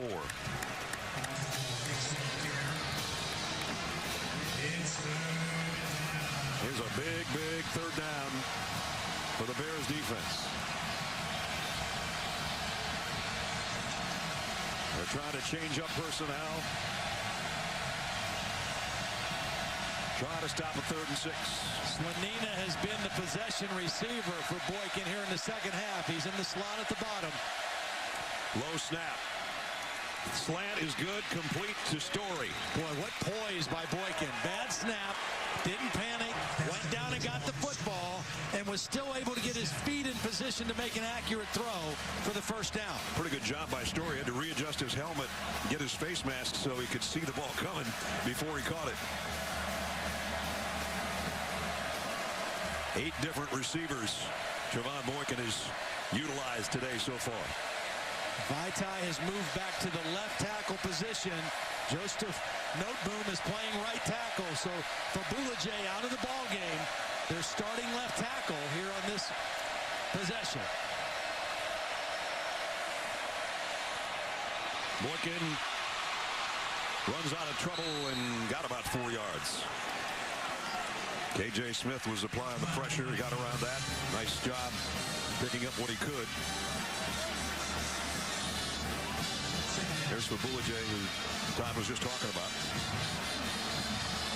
Actually a 5-yard pickup for Trevon. Second down and 5 at the Baylor 49 as we approach 9 minutes. Boykin's got cramps. You see him pulling on his foot. He's got a cramp in his calf, in his right calf right now.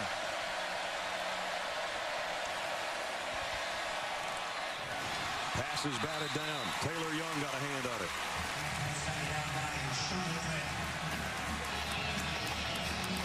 Well, they had 2 guys running into the same area as well. A little miscommunication by the 2 slot receivers on that second down play.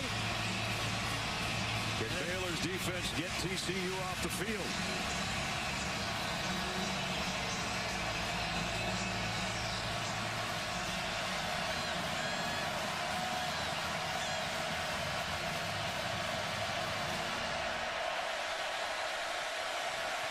Option. Boykin keeps it and goes down after a pickup of 1. It's 4th down.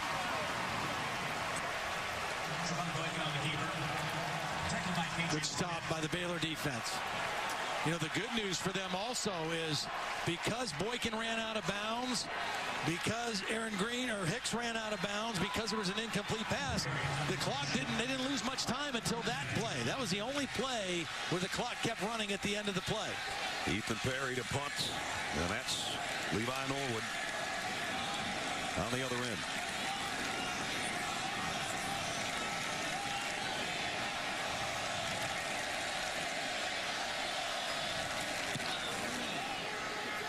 Fair catch taken inside the 10 at about the 8-yard line. 8:02 remaining. Baylor's got it back, but they're 2 touchdowns back. I'm Robert Flores with a studio update. Kansas, who has won just 3 conference games since 2008, was tied with Oklahoma State until Tyreek Hill goes 99 yards. Get your cold cuts. Get your cold cuts. And the Cowboys have a 7-point lead late in Lawrence. Coming up tonight here on these ABC stations, Kyle Busch and the rest of the Cup Tour. Racing in Charlotte, Bank of America 500. Brad, back to you. All right, Robert. Baylor 92 yards away from trying to make it a 1-touchdown game, and there's going to be pass interference and maybe a horse collar on top of it on Kevin White. Yeah, not a very smart penalty because that ball was probably not going to be caught. It looked like it was going to be an overthrown pass. Kevin White with an obvious penalty.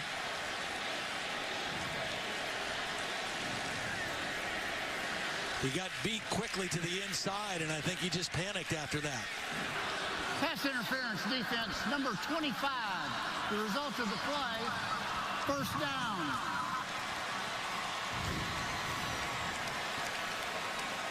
He's beat right now and grabbed with the right hand and tried to reach for the ball with the left hand. Right now, if you're TCU, you just want to make the clock run and try to keep the ball in front of you. Don't give up something over your head. Petty, wide open receiver, nobody around Corey Coleman. Coleman's got a first down. Steps out of bounds at the 40. Smart move by Coleman. Get what you can get out of bounds. Save your timeouts. Save as much clock as you can. Picked up 18 yards. They moved the sticks with 7:49 to play. And now Petty with a quick throw again to Coleman. Coleman almost got away and still got 9, not quite enough for a first down.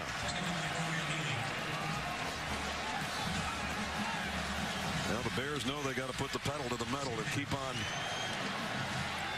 picking up first downs. And here's another one. Linwood, shock to the 30.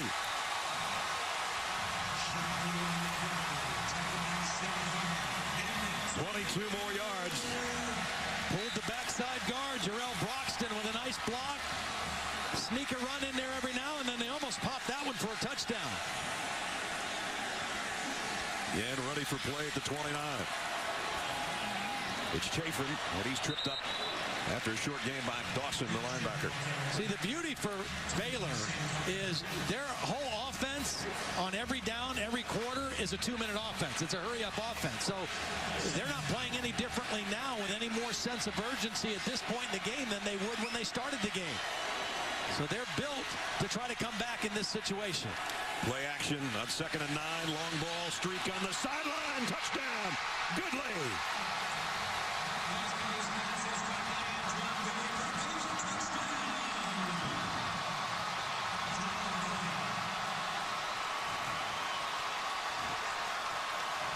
That'll be an interference call. It'll be declined. It'll be a touchdown of 28 yards.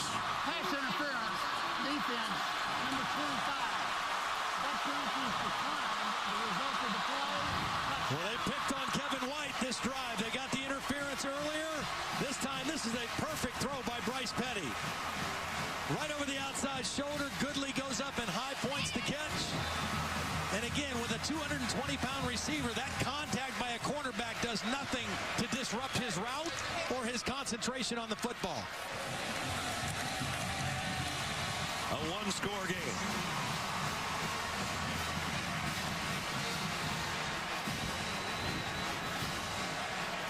Bryce Petty, they ran it for some success. Go right back to play action. Good protection. Out over the outside to your mature receiver, Goodley. That strong body fights off the contact and goes up and makes a strong-handed catch over Kevin White. Said they were 92 yards away from making it a one-score game. That's what they made it. And it only took them 1 minute and 23 seconds to do so. Career-high game for Bryce Petty, who's thrown 2 interceptions, but now 451 and 5 touchdowns. And in the highest scoring game in this series history that dates to 1899, 58-51. No, we're not done yet. Nope.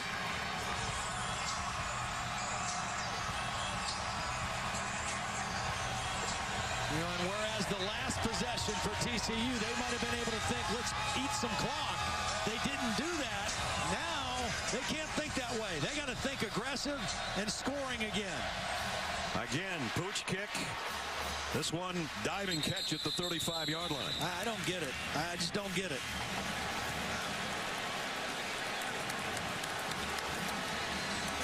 Tonight, coming up, 9 o'clock on ESPN, Bo Wallace and third-ranked Ole Miss at College Station to take on Kenny Hill, number 14, Texas A&M. How does Bo Wallace and Ole Miss handle what's happening to them right now? They won a huge one at home last week. They go on to the road. A very difficult test tonight for them in College Station. Now the test is TCU's offense. They'd like to chew some clock and get some more points because they know what's on the other side. A quarterback who's thrown 5 touchdowns and can do it in a hurry. Boykin flushed out of the pocket. Still on the run and throws it away, incomplete. Yeah, but that's okay for Baylor because not only do they gain any yards, they stop the clock. And 6 minutes and 30 seconds is an eternity for Bryce Petty and this Baylor offense. So they'll let them stop the clock as much as they want.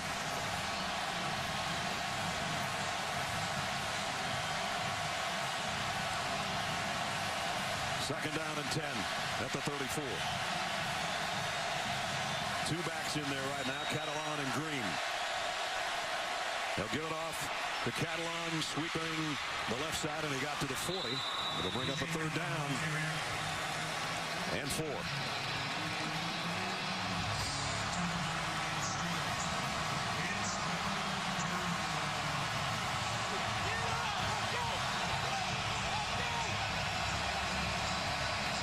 Fans don't need much urging, but they're getting it from the Baylor sideline.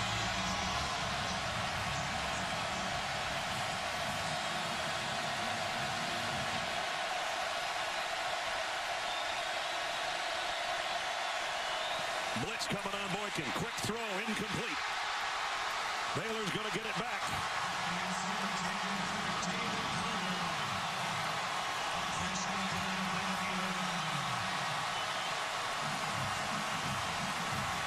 Boykin knew pressure was going to come. He actually got it picked up by Catalan. His back did a nice job picking up the blitz. He rushed that throw a little bit, and when it is inaccurate, and they got to punt the football. Great kick. Norwood's got to backpedal all the way inside the 10 again. Well, they went 92 last time. If they go 92 more, we're going to be tied. Hang around. We'll find out together.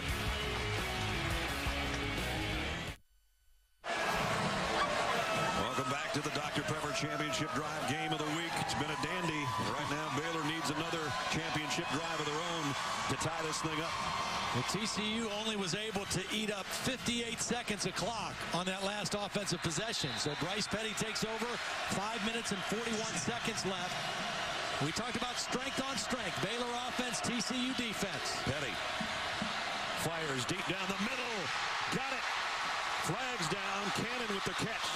Cannon with the catch. Flag in the area where you might expect holding on Baylor. Nope. Maybe an illegal hands to the face on TCU in that same area.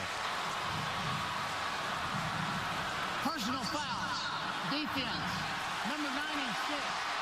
Hands to the face. 15 yards will be added to the end of the play. 1st and 10. Wow, that's a big play. 15 on top of what they picked up, 26 on the pass play. There it is right there in the middle. Actually, he had his hands on the jersey, but it was pushing up into the face mask. Bears at the midfield stripe. Down a touchdown. And on the ground, a nice run again by Linwood. Hesitated a little bit. Found the hole he needed and got 10.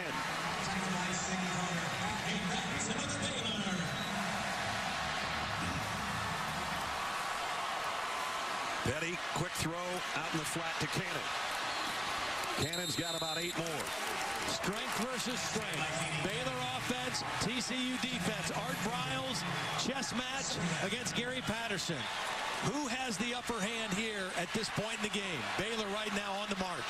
Second down and 2. And it's Linwood again, getting to the second level before he's dragged down by Sam Carter.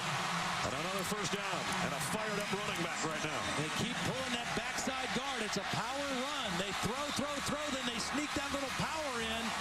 And they've gotten good success running the football here in the fourth quarter. I said earlier Baylor might run 100 plays. That was number 100. Here's 101. Touchdown.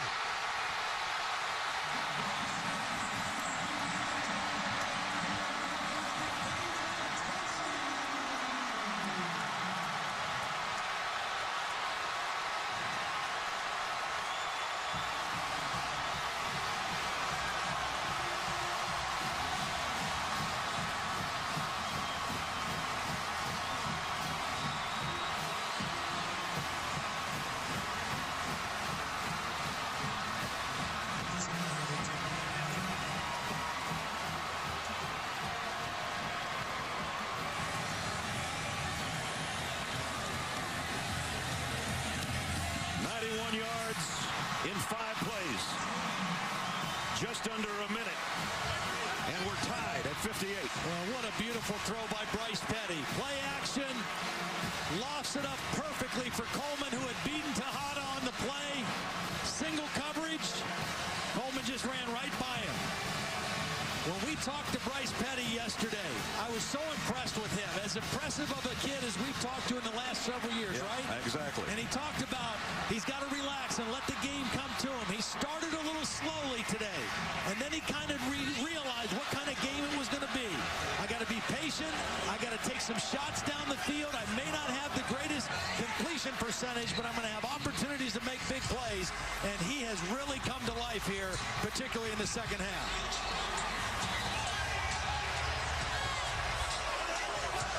I almost wish I was down there with those guys. Yeah. Wow, what a ball game. Baylor 21 unanswered points in the last 5 minutes and 57 seconds. And was that back-to-back 92-yard drives? 92 and 91. Jeez. One took a minute 23, one took 59 seconds.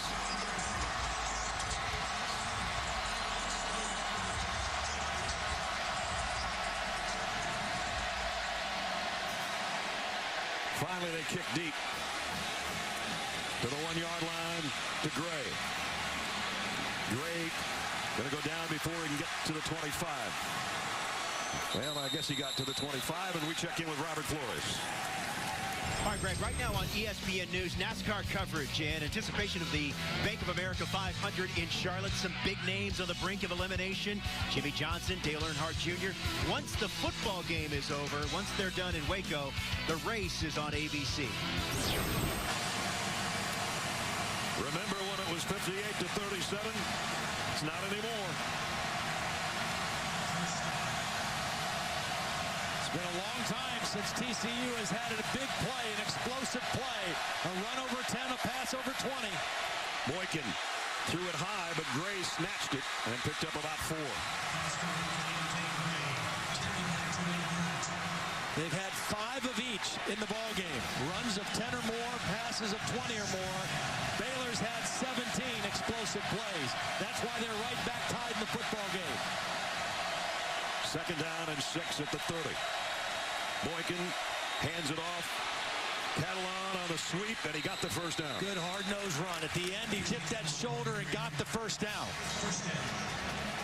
I mean, if you're TCU right now, the way Baylor has sliced up your defense 2 possessions in a row, you want to take some time on this drive. You want to score, but you don't want to leave Baylor and Bryce Petty with very much time at all. So that means you use the clock, and you also use your running game on this drive if you can. Time of possession virtually dead even today between these two. No gain on that one for Hicks. Billings, the first guy to meet him, along with Blackshear. You know, the thing that TCU needs to remember, and Boykin, is that even though it's tied, they've never trailed in this game. Right. You know, so the game is not out of hand for them right now. They just got to stick to what they've done when they had success offensively. As we approach the 3-minute mark again, off the left side goes Aaron Green. And now we got a huge 3rd down upcoming.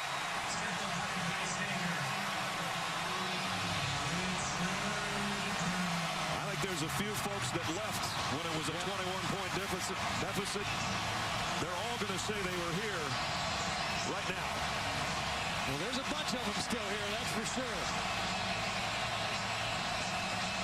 3rd down and 8. You'll know in a second whether or not they pick up this 1st down or not by the crowd's reaction. Blitz. They do get it. Boykin with a perfect strike to Porter. What a big-time throw by Boykin. He knows he's going to get hit. The pressure comes right up through the inside. The worst place you want it to come if you're a quarterback. He stayed in there, stepped into the throw, and delivered a strike for the 1st down. A little confusion, I think, as to who they wanted in there personnel-wise. They come in with a couple of tight ends. 2 critical 3rd down conversions on this drive so far. The run by Catalan and that throw right there by Boykin. Catalan's in there with Boykin in the backfield on 1st down at the 48. He'll get the handle. Only got about a yard and got drilled. Oakman and Young on the stop. We're under 2 minutes. Like I said, 2 3rd down conversions. The run by Catalan was a 2nd down run. That pass for Boykin was a 3rd down conversion, but those 1st downs keep the clock going, and that's what you want if you're TCU. You want to score or put yourself in position to score, but limit the time Baylor might have. You saw Overchrome warming him up on the sidelines. 2nd and 8. Boykin threw his receiver, fell down. Juwan Story slipped out there. It was a corner blitz. The first time Baylor's shown that, a corner blitz from the short side. And that's one where the quarterback and receiver have to be on the same page to read that. Boykin saw it. I don't think Story did. Another 3rd down. They got 10 last time when they needed 8. Last time Baylor blitzed. Let's see if they drop in coverage on this 3rd down or come after him again. Boykin, empty backfield. Throws the slant again. This one's too high. Incomplete.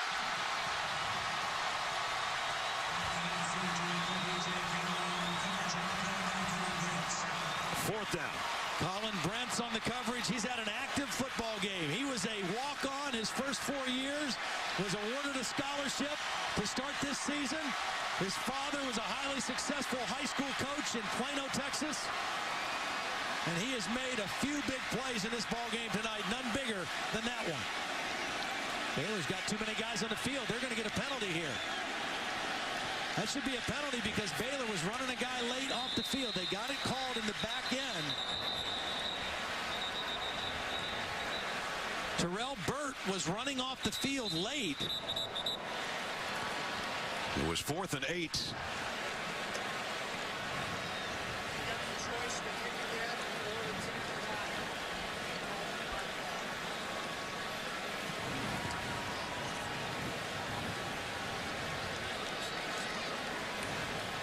So the officials with the conference going on. Gary Patterson has seen his team be up by 21 and now tied at 58.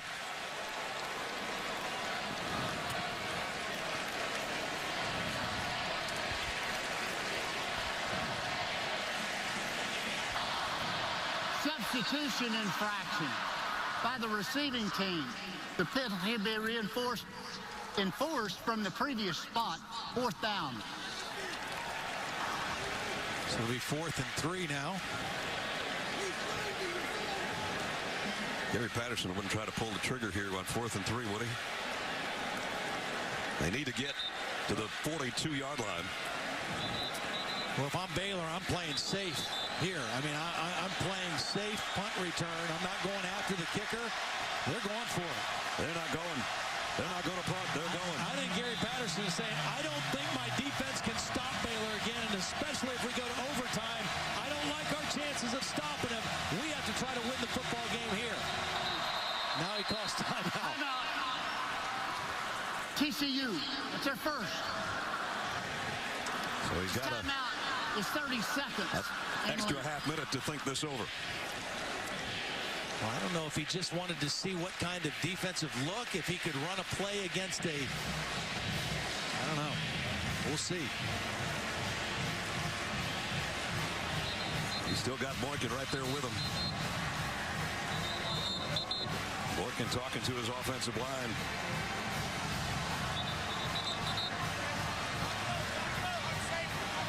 And what probably is the wildest game of this college football season in week 6. A lot of records are falling. Well, if you're going to run a play here on 4th and 3, no, they're going to punt the football.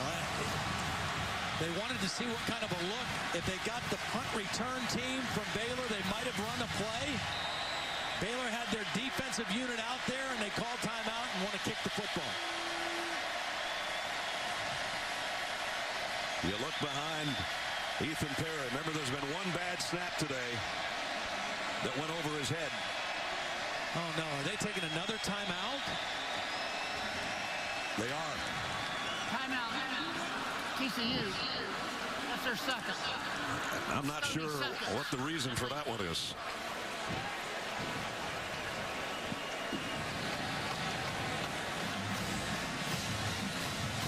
Bryce Petty just waiting on the sideline right now, waiting for one more chance. Is he going to get it or not? We're about ready to find out.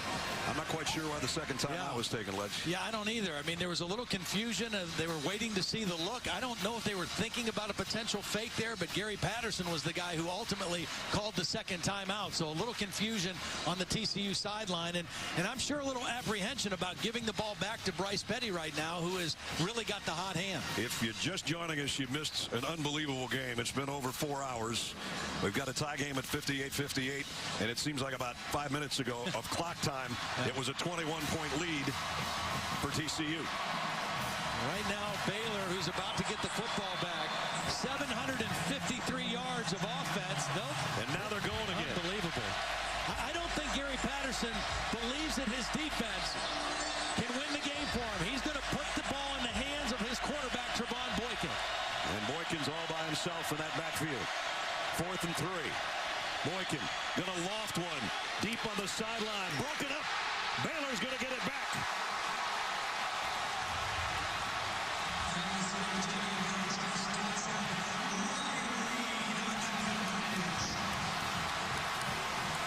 Well, they went after Reed again. Reed has played solid all night, and he was right there in perfect position to knock the ball away from Dotson.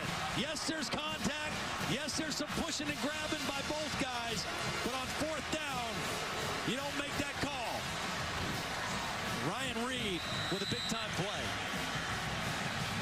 So Baylor takes over at its own 45. 1:11 to go. All their timeouts. Their last 2 touchdown drives have gone 1:23 and then 59 seconds. It's an eternity for them right now, and they keep it on the ground. And it's Linwood for 9. And into TCU territory. A minute to play.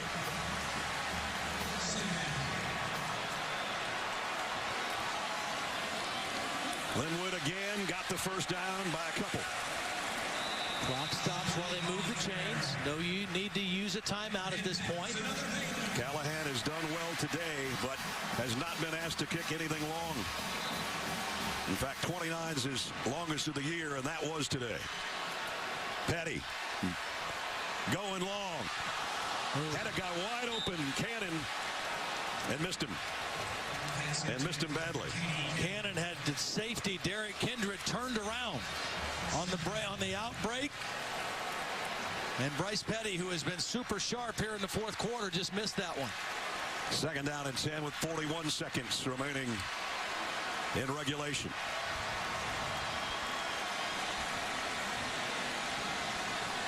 Petty's already thrown 6 touchdown passes today. Comes up firing and in and out of the hands of Coleman. And it's third down and 10. But this is 2-down territory. They don't have a long ball kicker. They've got to get to the 33 for a first down. Third down and 10. Third down and 10. Coleman's out of the game. I would expect Goodley is the guy that Bryce Petty will try to get the ball to if he can, if the coverage allows him to. Goodley will be at the top of the screen, up here. Petty, play action. Pumps now, goes long. Man there, in and out of the hands of Norwood. And a flag down.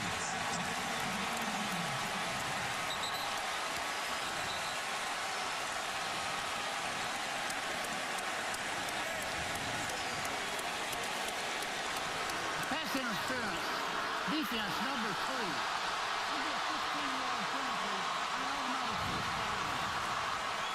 Got single coverage.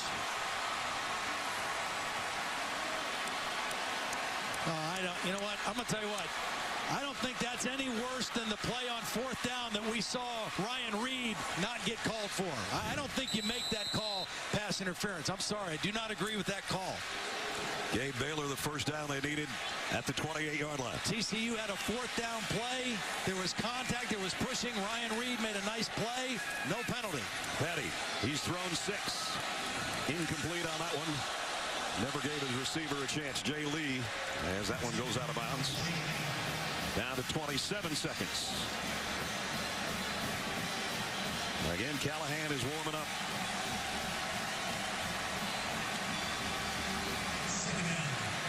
Second down and 10. At the TCU 28-yard line. They'll keep it on the ground. Linwood again. And Linwood got it to the 22.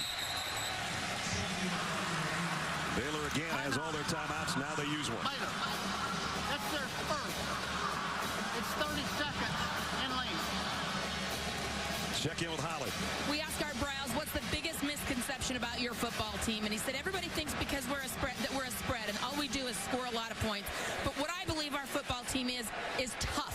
We're strong. We're a team that runs the football. And guys, boy, have they shown that here in the fourth quarter. We'll see if they can finish it here. Third down and 4. Right now, if they ask that young man to win it, he would try from 39. The way this game has gone, it might end up on a touchdown in the next play for all we know. Very much, very easily could.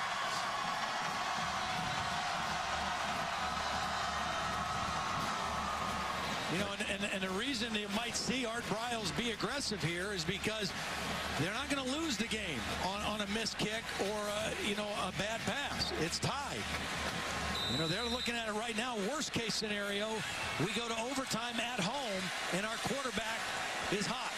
The only thing you don't want to do is take a sack or throw an interception. Third down and 4 for Bryce Petty.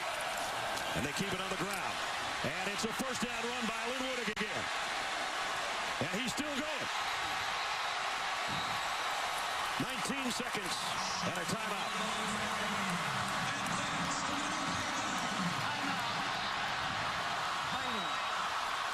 That's their second timeout. It's 30 seconds. Boy, that's just power. They've done a nice job of keeping Linwood rested. He had the big game last week against Texas, running the ball a lot. They've kept him fresh today. They've used some other guys, and now when they need him the most, he has fresh, strong legs, and he is fighting for every yard he can get. Now Baylor is down to 1 timeout. 19 seconds remaining. They've got a first down at the 13-yard line of TCU. I would imagine Gary Patterson will wait until he's right about ready to line up for this one and use his last timeout. You see him down there by the official on about the 18-yard line.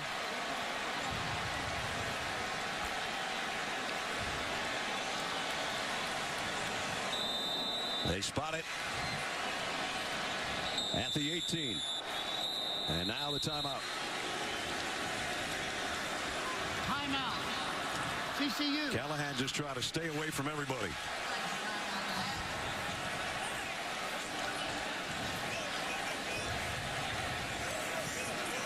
Bryce Petty cannot even watch.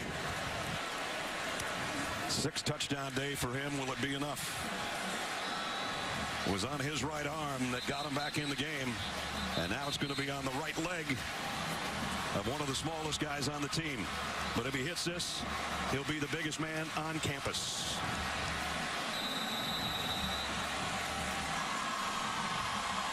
Chris Callahan from 28 for the most improbable of comebacks and the win. He got it.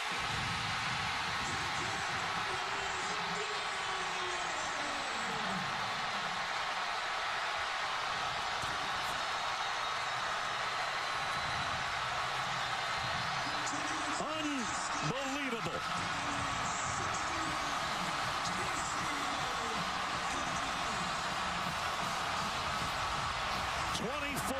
Unanswered points in the last 10.5 minutes.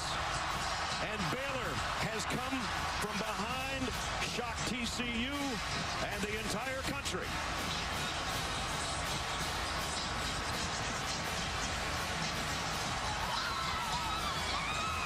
Let the party on the Brazos begin. Holly Rowe.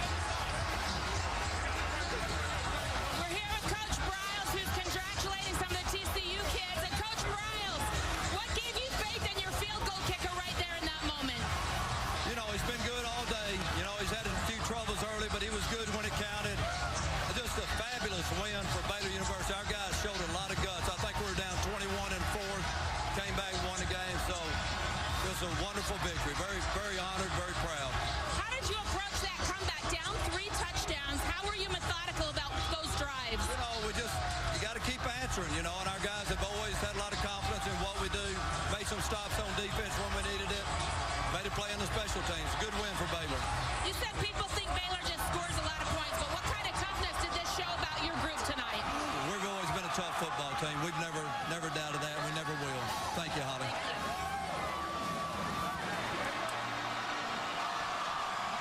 What a scene.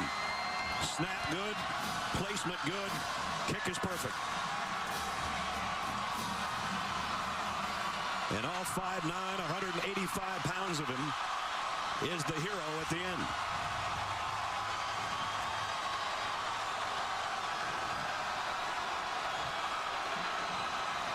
They've played this one now 110 times. You're never going to see another one like this one today.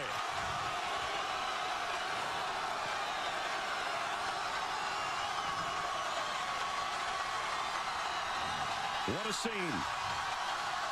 61-58. That's going to do it for us. For Todd Blackledge and Holly Rowe, Brad Nessler saying so long. That's all from Waco. Chase for the NASCAR Sprint Cup continues at the Bank of America 500 at Charlotte after this word from your ABC stations.